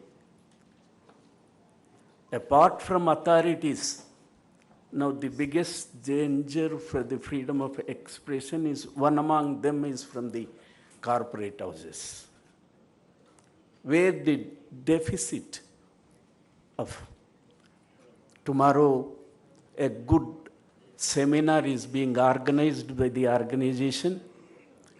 It will be discussed at length. A trust is weakening. A trust is weakening. మనలో విశ్వాసం సన్నగిల్లిపోతుంది. Media మీద, సొసైటీలో, ప్రజల్లో విశ్వాసం సన్నగిల్లిపోతుంది. That is one of the serious issue to introspect in our forums, in our levels. The second thing is, equally important is, now journalists lost everything, every protection by law. The Working Journalists Act enacted in 1955, later in 1958 Wage Act, that has been gone in the form of labor code scheme. Nowhere except to definition, no mention of a protection for the working journalists, no mention of wages. Earlier there was wage boards. Last 15 years, no wage revision in this country. These are also the serious things to discuss and put before the country and people and authorities. These two important things have been taken up by this organization. Tomorrow, two important sessions are taking place. This is giving a confidence, not only that the presence of Mr. Ram, your presence is giving a confidence, a people-centric journalism, a confidence to write, a confidence to expose. People like you associating these organizations will definitely give a confidence to the entire working journalists in this country. I also would like to mention here, being a chairman of the Media Academy of the Telangana you will be surprised to know we have a 20 and more thousands of working journalists in this state. 20,000 and plus. We have a 4-tier system. 20,000. We have a 4-type system. 4-type system. One is state level, second is district level, third is mandal level, and fourth is some areas at the constituency level. Nowhere in this country, this facility has been extended to the working journalists for extending the accreditations for the coverage. And I'm also to say the government is contemplating shortly, I think, health benefits to the working journalists in the state, free health benefits to the state, and trying to sort out the housing problem. Our Deputy Chief Minister is here. He is one of the important personality for extending this facility to the working journalists in this state. Lastly, I appeal our Deputy Chief Minister. Our friends are here expecting some positive word for our press club premises. Hope you will do a positive statement. Thank you very much. Dhanyavadalu, sir, Srinivas Reddy garu. And now it's time to listen to our Honorable Chief Guest, the Honorable Deputy Chief Minister of Telangana, Shri Mallu Bhatti Vikramarka garu. I request our Chief Guest to say a few words. Sir, many words.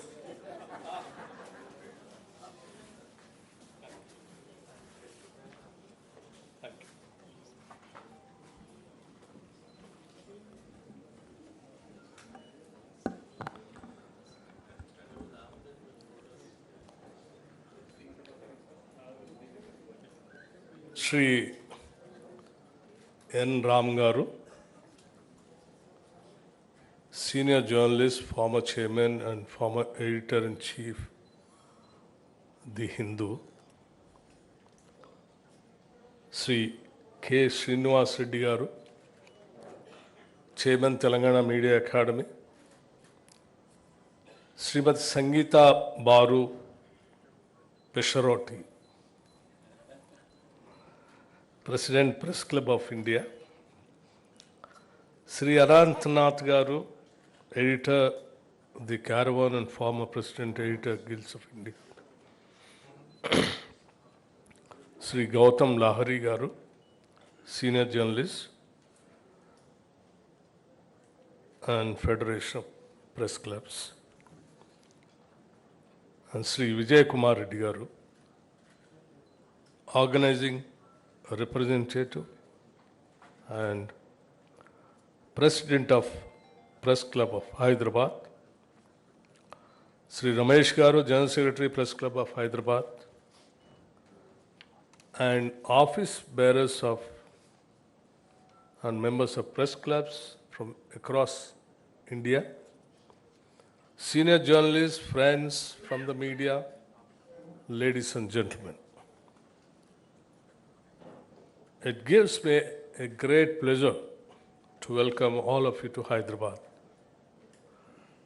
And warm greetings from my Honorable Chief Minister Sri Revanth Reddy garu and the people of Telangana. 8 press clubs have come together to establish this federation.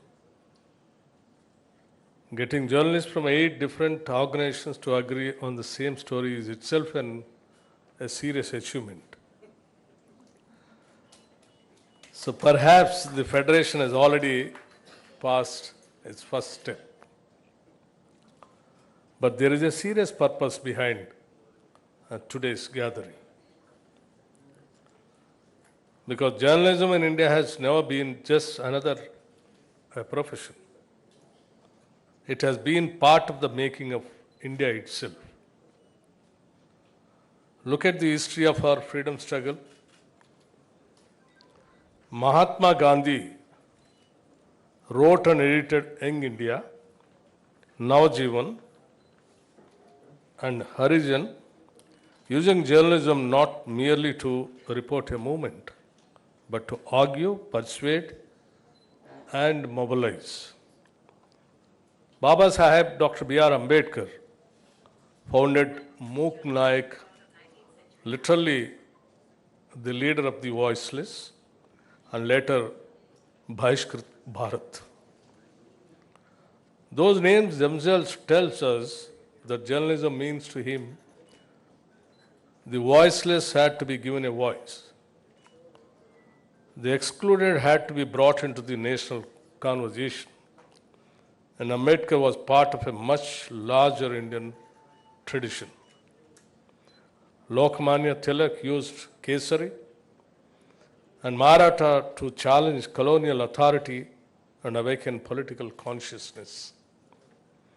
Before them, Dadabhai Nauroji had used Rashtragopta, the truth teller, as an instrument of social and political reform.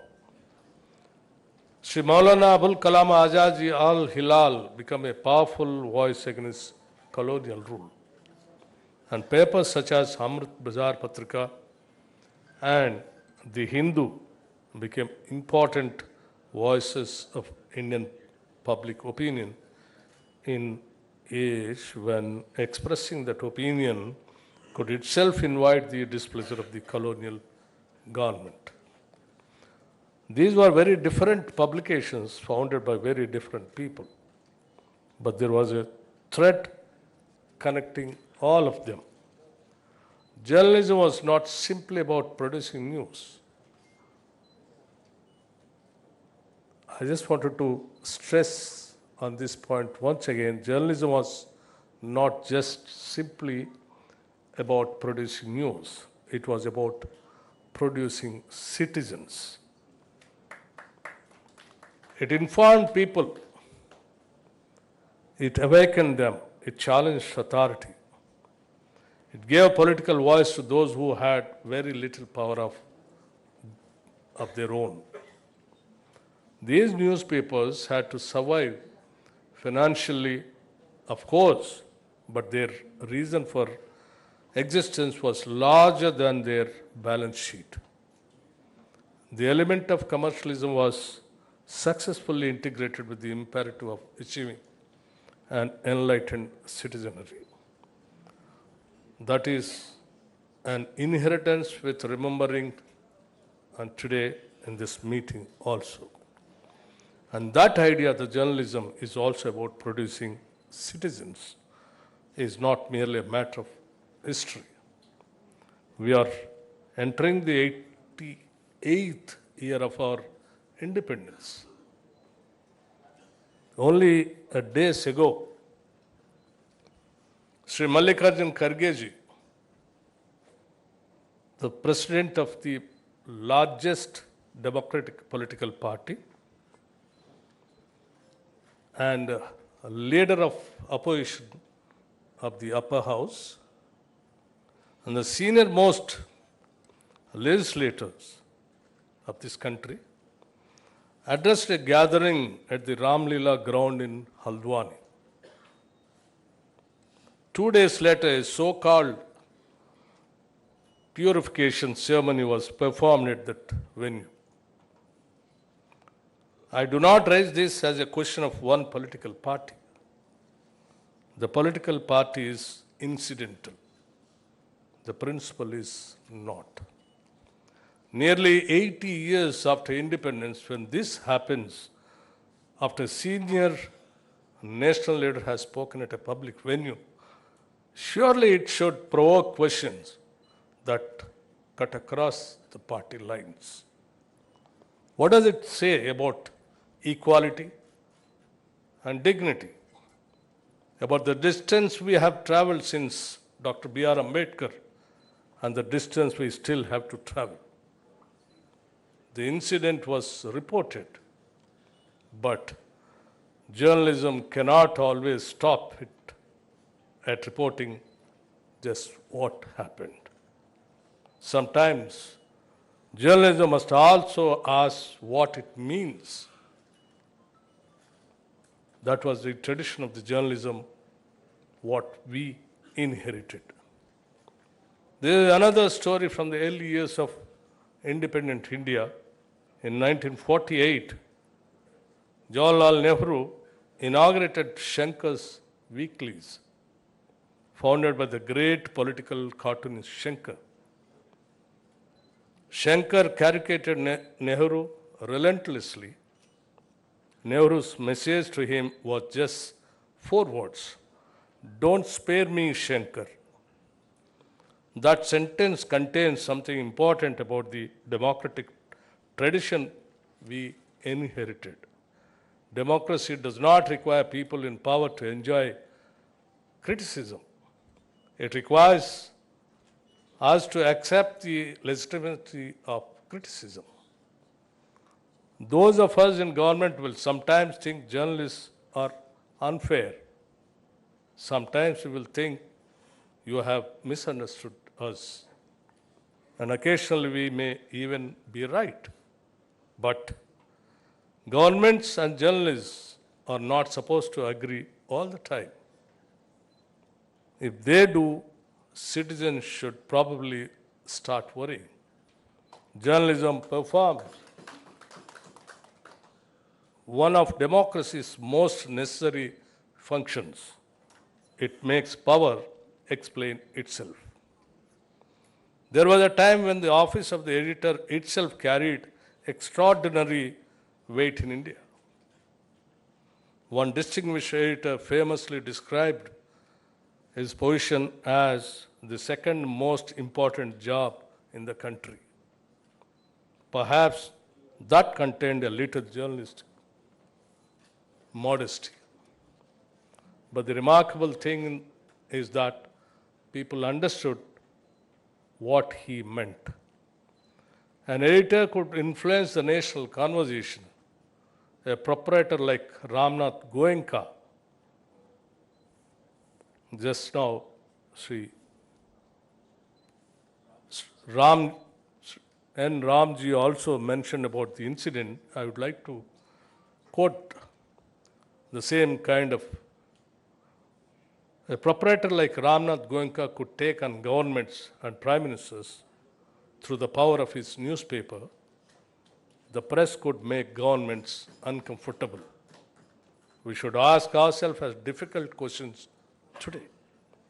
Can the editor of a newspaper still make that claim today?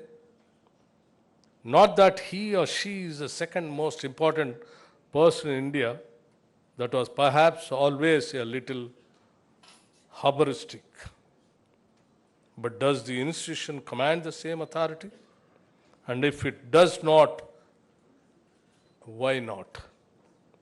Part of the answer is that journalism itself has changed. News organizations have to survive commercially. There is nothing wrong with that. Journalists need salaries. Newspapers need investment, technology, costs money. But journalism cannot become only a trade. Because a newspaper is selling a product, but it is also performing public function. The danger begins when we confuse the two. A newspaper must have a market, but journalism must have a purpose. That purpose is to inform the citizen, question power, uncover what is hidden, and give space to voices that otherwise may not be heard. That was true in Dadabhai's time. That was true in Tilak's time. That was true in Ambedkar's time. That was true in Gandhi's time. That was true in many decades in this country. It remains true even today also. And today the challenge is even greater.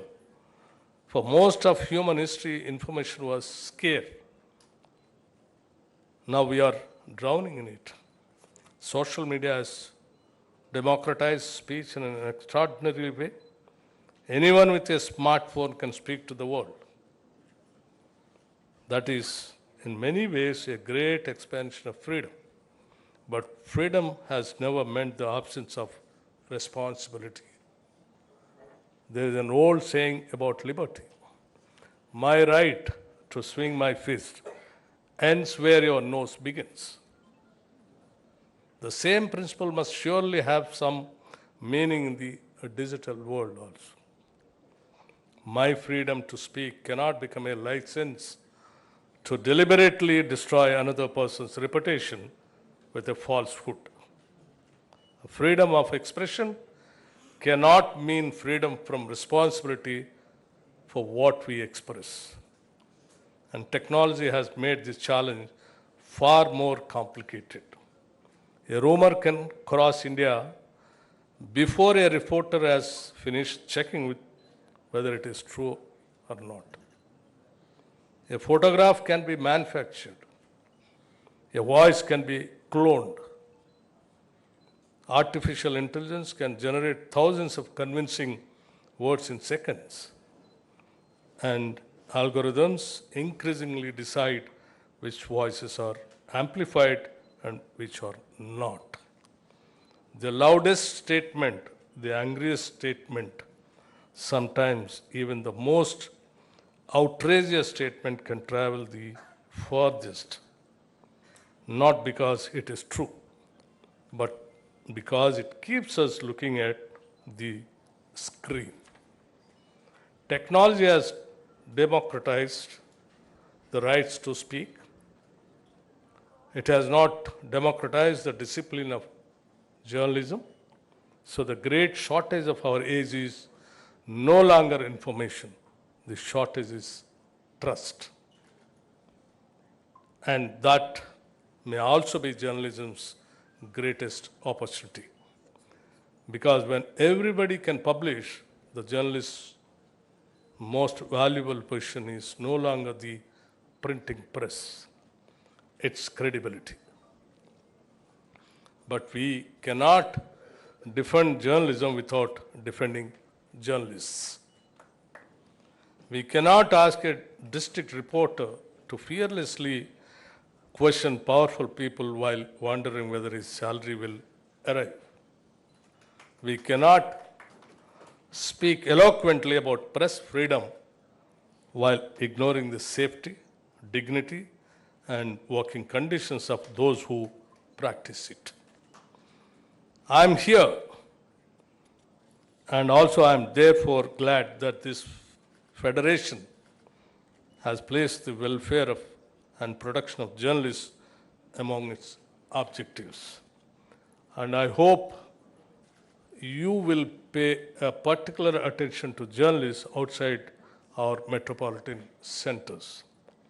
A reporter in a district or a small town is often the first person to tell government that a school teacher has no attendance and a school has no teacher. A hospital has no doctor, a scheme has failed, or a citizen has simply been forgotten. For a government prepared to listen, a good reporter is sometimes the best early warning system we have. Friends, technologies will change, business models will change, platforms will come and go, governments certainly will come and go, but some things do not change. Power will always need scrutiny. Citizens will always need facts, and democracy will always need people willing to ask uncomfortable questions. So my request to this new federation is, do not merely become another organization. Become an institution. Defend journalists, defend professional standards, and defend journalism as something more than a commercial enterprise.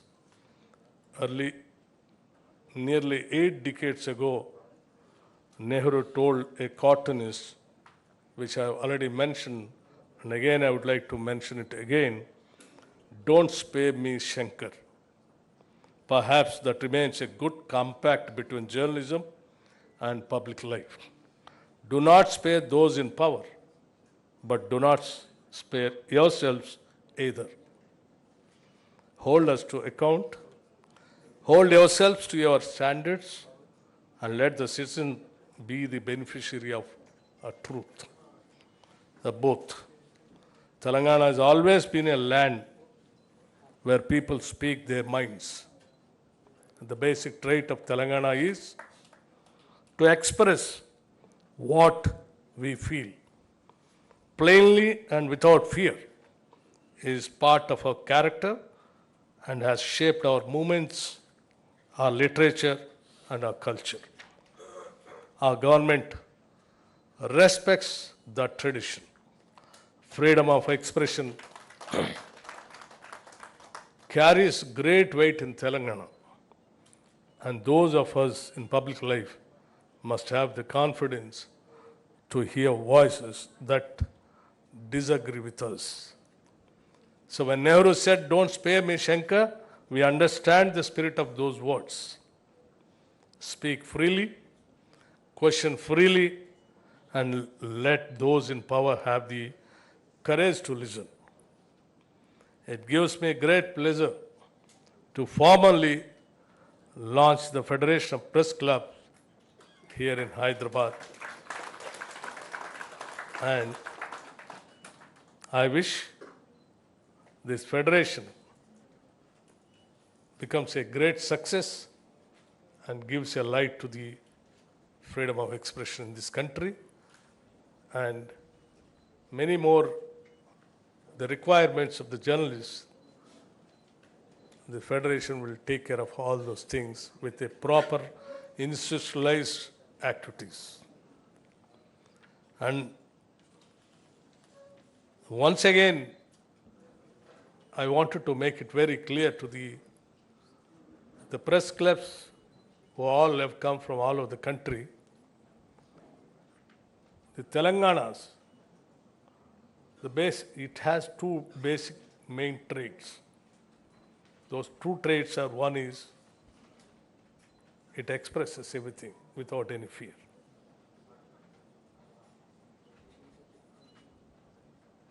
And the second trait is it believes in hosting. It loves to host the guests. And we always practice that. And we believe it, and we continue that. And the Press Club of Hyderabad,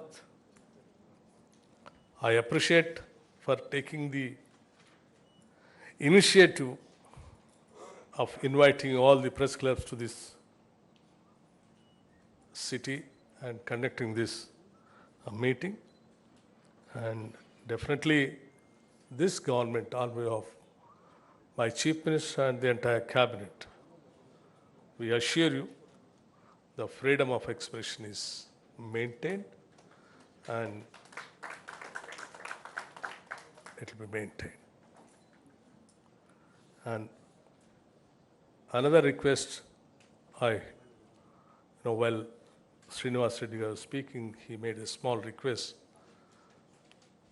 about the land allotment to the Press Club of Hyderabad. Yes, we have already received the representation and it is under examination. And I can definitely assure you here,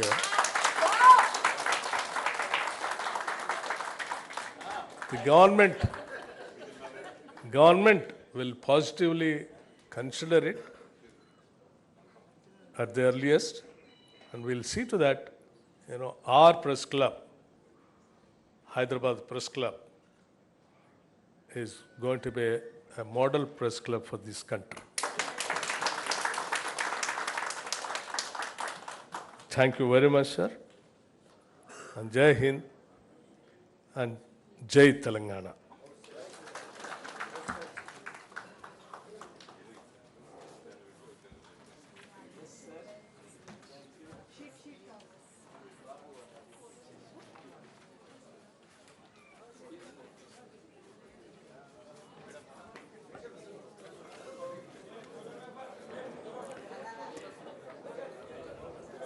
We express our deep gratitude to our Honorable Chief Guest, Deputy Chief Minister of Telangana, Shri Bhatti Vikramarka Garu, for his powerful reminders about the history of media and journalism in India, and also for the direction and the promise and the hope that his words have brought to us today.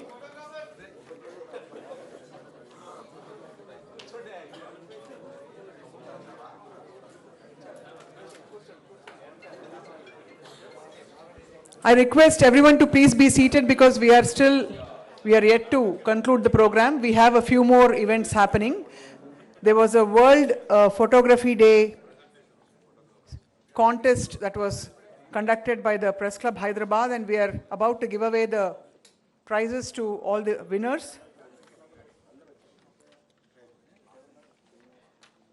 May I call all the winners of the photography contest? I'd like to start with the consolation prizes.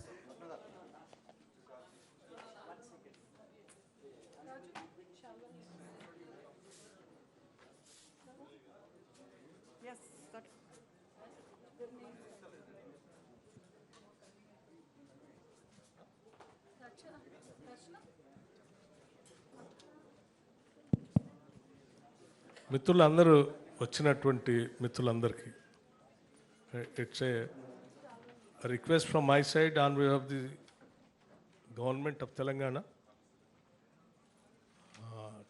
Please do come for the evening dinner which has been hosted by the state government, honoring all the press clubs which all have come all over the country. Where at Praja Bhavan in the evening, 7:30 onwards. Would like to respond, sir? Yeah. No, it is. What can we say? We are overwhelmed by I fully agree with every word, every nuance, every implication of what the Deputy CM, the Honorable Deputy CM has said. He has spent a lot of time here. We have imposed quite a lengthy session on him, and there is more this evening. So this should not become an endangered species, this kind of government. So I'm very happy. So on behalf of everyone here, on behalf of the President of the Federation, I don't know if I should arrogate to myself that, okay. But as a friend of the Federation of Press Clubs, I want to express our sincere thanks and appreciation.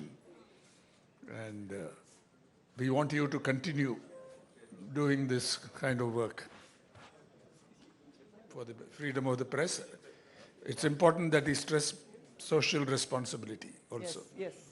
Thank you, sir.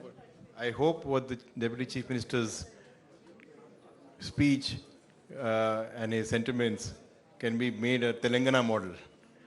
We know many other sinister models, and this becomes the Telangana model of press freedom and constitutional governance. Full text we are going to print in our Scribes News of Indian Journalists Union. Thank you. Thank you very much, sir. We will now go ahead with announcing the winners of the photography contest. I'll start with K. Jayakrishna from Eenadu. K. Jayakrishna garu vedika paiki vachi vari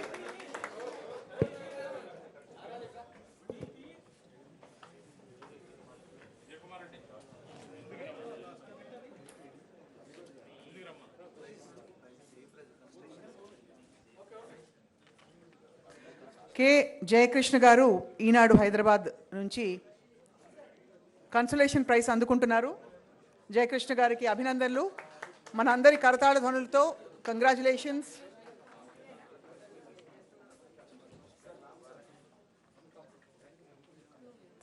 వంద మాటలు చెప్పలేని ఒక్క చిత్రం చెప్పేస్తుంది అంటారు. So one photograph can capture what a million words may not be able to. Hence this photography contest holds a great significance. Congratulations to all the winners. K. Jayakrishna from Eenadu, I'd like to invite K. Durga Rao from the Deccan Chronicle, Hyderabad.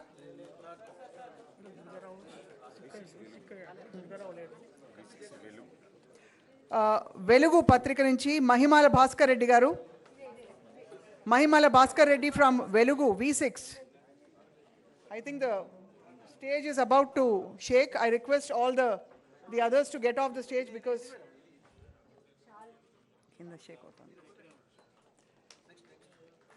Mahimala Bhaskar Reddy from V6. G. Ravikumar from Andhra Jyoti, Mahbub Nagar, receiving the consolation prize. Consolation prize అందుకుంటున్నారు G. Ravikumar garu, Andhra Jyoti Patrika nunchi. N. Giri from Eenadu. N. Giri from Eenadu, Hyderabad.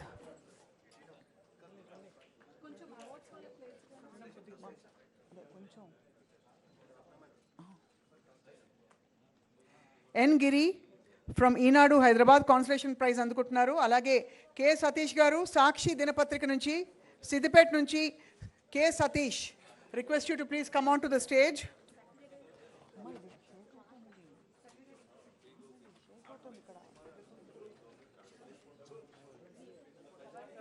K. Satish from Sakshi. Primary education అనే కేటగిరీలో ప్రత్యేక బహుమతి అందుకుంటున్నారు Mucherla Srinivas from the Hans India, Nalgonda. Mucherla Srinivas from the Hans India has won the special prize in the primary education category.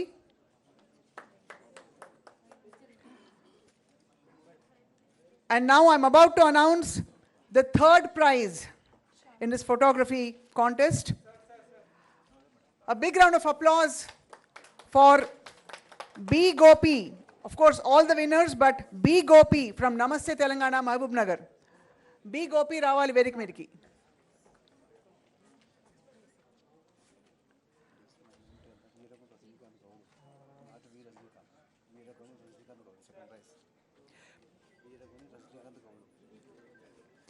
I'd like to invite to receive the second prize from Namaste Telangana, Veeragoni Rajnikant Gaud. Veeragoni Rajnikant Gaud, రెండో బహుమతి అందుకుంటున్నారు నమస్తే తెలంగాణ దినపత్రిక నుంచి.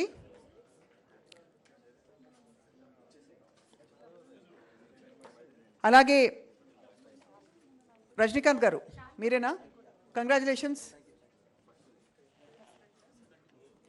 And మొదటి బహుమతి అందుకోబోతున్నారు మనందరి కరతాళ ధ్వనులతో సాక్షి దినపత్రిక సూర్యాపేట నుంచి యాకయ్య గారు. ఏ Yakaiah. A. Yakaya is receiving the first prize in the World Photography Day contest. A. Yakaya from Sakshi, Suryapet. A big round of applause for all the winners, please.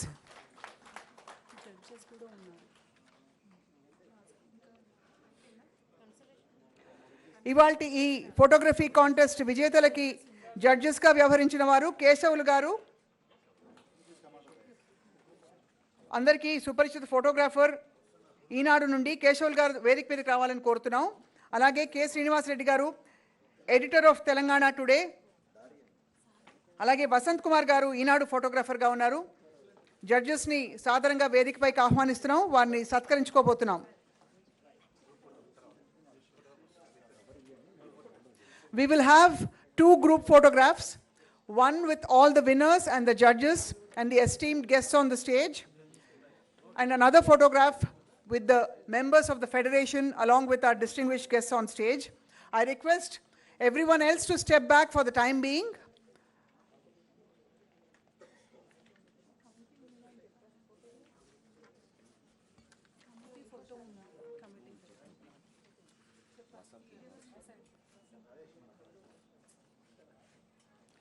A. Yakai garu from Sakshi, first prize అందుకున్నారు. వసంత్ గారు ఈనాడు ఫోటోగ్రాఫర్గా, వసంత్ కుమార్ గారు జడ్జిగా వ్యవహరించారు. వారికి ధన్యవాదాలు చెప్తూ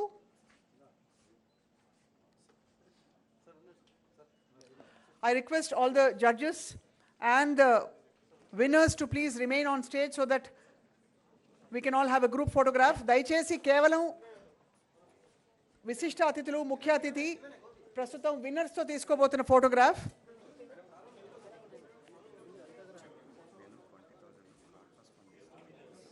అలాగే వసంత్ కుమార్ గారు, విజయ్ కుమార్ గారు, మీ దృష్టికి ఒక విషయం తీసుకొస్తున్నాం.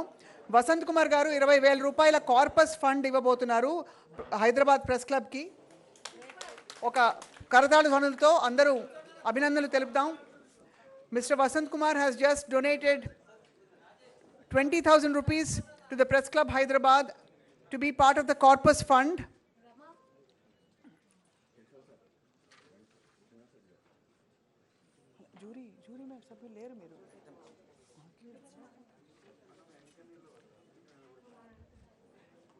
మరికొన్ని ఫోటోగ్రాఫ్స్ తీసుకోబోతున్నాం మన ముఖ్య అతిథి అలాగే విశిష్ట అతిథులతో కలిసి. I request the federation members to please come forward to take a photograph. Federation సభ్యులందరూ కూడా ముందుకు రావాలని కోరుతున్నాం to take a photograph. I request the members of the Federation of Press Clubs to please come forward to take a group photograph, post which we will have another photograph with the members of the jury and then the executive committee and the governing members of the Press Club of Hyderabad.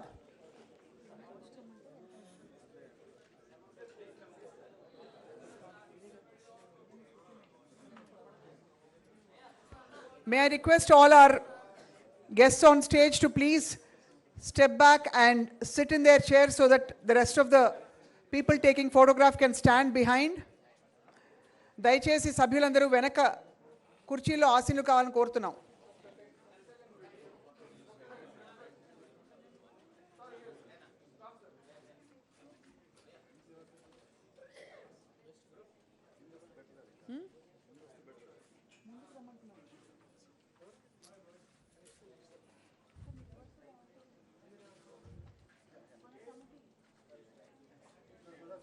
I request the Honorable Chief Guest to please be seated. I request our distinguished guests to please take a seat so that we may all take another photograph.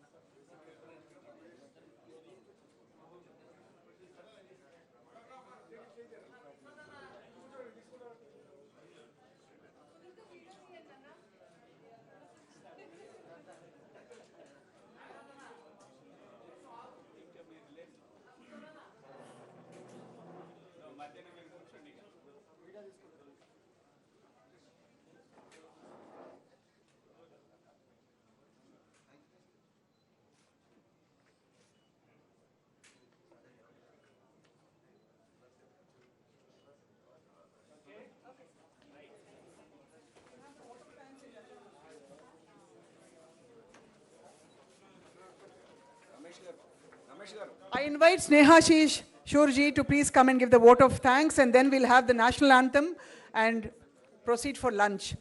Snehashish Shurji from Kolkata Press Club requests you to please give a brief vote of thanks.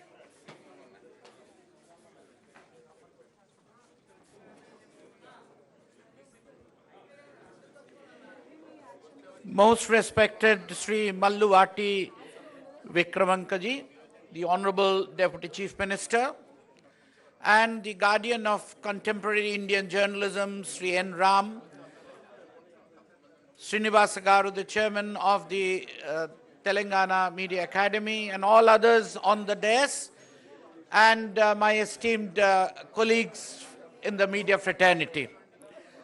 I know it's very difficult at the fag end of the day when lunch is waiting to have a prolonged vote of thanks.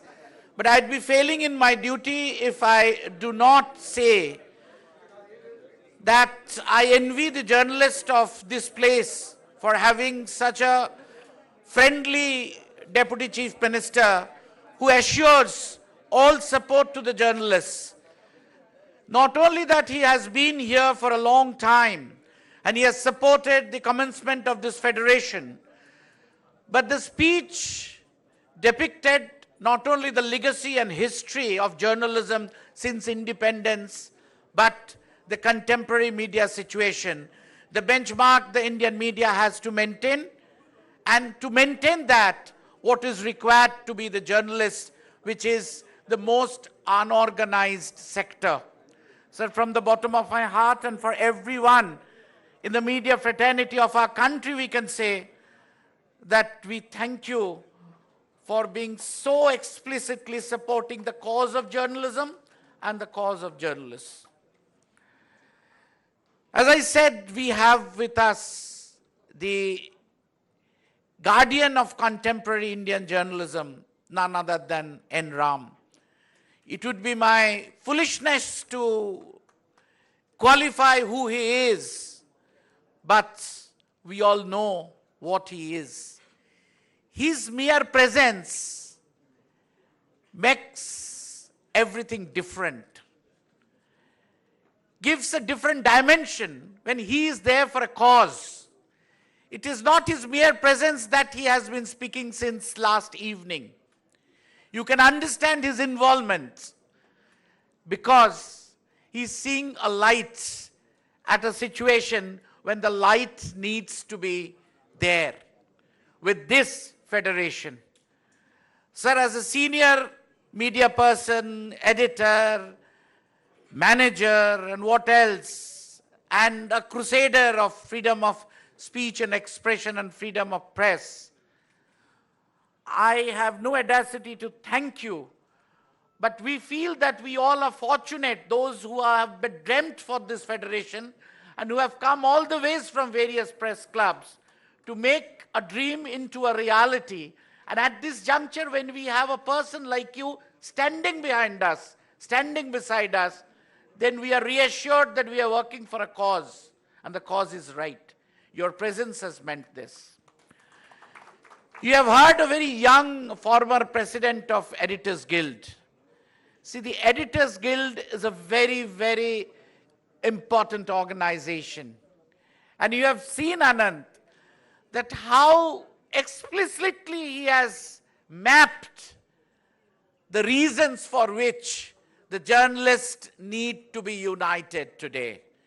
And one of the major causes the Federation of Press Clubs has taken to continue. Anand, as usual, you have been a great inspiration, not as an editor who sits somewhere, but an editor who is doing the data and mapping all the stories and all the stories in his fingertips. It's again a reassurance. I cannot thank Gautam Da. Again, it's very difficult for me. Knowing him for a long time, he is a member of the Press Club of Kolkata, for which we all are proud. And this is a case which he had been spearheading for a long time. And today, the launch has taken place. But the way the launch has been done, I think not only him, all of us who have come from all over the country are now entrusted with a greater job and responsibility. It is not a name that we are an apex body and a national body, but the kind of aspirations and the responsibilities which has been enthroned under the leadership of Sri Gautam Lahiri, I think we all will try to make it into a reality. Sangeeta, again is a cliche term that the first lady president of the Press Club of India, but again a person where we talk much on the presence or the gender equality and the presence of the ladies in the forefront of journalism, not only in the air-conditioned newsrooms, but in the forefront. But again, the support the Press Club of India, that is, we all consider that that's our club. I don't know why this feeling is there for the journalists from across the country. Whoever goes to Delhi goes to the club, and we feel quite comfortable. And for this cause also, she has come forward. I cannot thank enough Srinivas Garu. Not only that, he is an eminent journalist. His presence has again given a different dimension. he has fought and he is fighting for the cause of journalism and cause of journalists. So when we have this kind of like-minded people who are thinking ahead for the cause of journalism and the journalists both, I think our effort becomes easier. Sir, the way you are heading the academy, we have a lot of hope, and we think that for our all academic and other activities, we'll get the support of the academy. Vijay Gadu and Ramesh Gadu. Vijay Gadu speaks less, but we know what he can do. I have no hesitation in saying, not only on my own behalf and on behalf of each and every one of us who have come from outside, and I believe I can also speak on your behalf, the way it is meticulously organized by Vijay Gadu and Ramesh Gadu, I think all of us need to see and learn that journalism also does not confide into the writing or speaking or presenting something, doing something and doing something meticulously. One has to be great organizers to fight for a cause, and I think you have a great team. I thank all the presidents, secretaries, and the former secretaries of the Press Club of India who have come all the way for a cause. And I think it's not only another conference or a seminar or a meeting where we are taken care of well, but we'll try to make it a serious effort when it comes to the responsibility and the future aspirations. You see, everywhere we know the journalists are very busy. They don't come in these kind of programs. Last evening and today, this could have happened without the presence of the local journalists. I'm overwhelmed to see such a number of senior and young journalists and photojournalists have come to make this historic occasion a momentous. Your mere presence gives us confidence and support. I'm grateful to all of you. And I would like to thank each and everyone. Not the least, this lady announced. I will. Sir, I am a television broadcaster, so it's my own clan. So I must thank, along with you, each and every person in Hyderabad Press Club, the managing committee, and all others from the government of Telangana, tourism department, information department, protocol department, and all others who have done their best to make this historic and momentous occasion really a historic occasion. Last but not the least, the MC who have been speaking from the heart. It's the MC's Shatna is not that reading out the written script, the anchor cards, what we say. But when an anchor speaks from within, with the belief, confidence, and aspirations, it becomes it takes a different level. But you don't know, I'm thanking her in advance for a very personal reason. She's going to sing later the Malayali version of a very famous Telugu song. Telugu version of a very famous song. I know there should be a word limit and time limit for the journalists, and I think I have encroached because I have been a little bit sentimental because I have been with this cause for a long time, but I must end. Vote of thanks should not be larger than any of the speeches. Nenu hridaya purvankaga dhanyavadalu.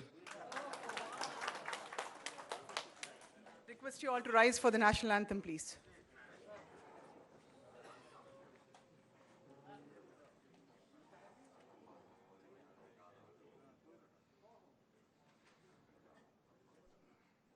जनगण मन अधिनायक जय हे भारत भाग्य विधाता पंजाब सिंध गुजरात मराठा द्राविड़ उत्कल बंगा विंध्य हिमाचल यमुना गंगा चञ्चल जलधितरङ्गा तव शुभ नामे जागे तव शुभ आशीष मागे गाहे तव जय गाथा जन गण मंगलदायक जय हे भारत भाग्य विधाता जय हे जय हे जय हे जय जय जय जय हे जय हिंद।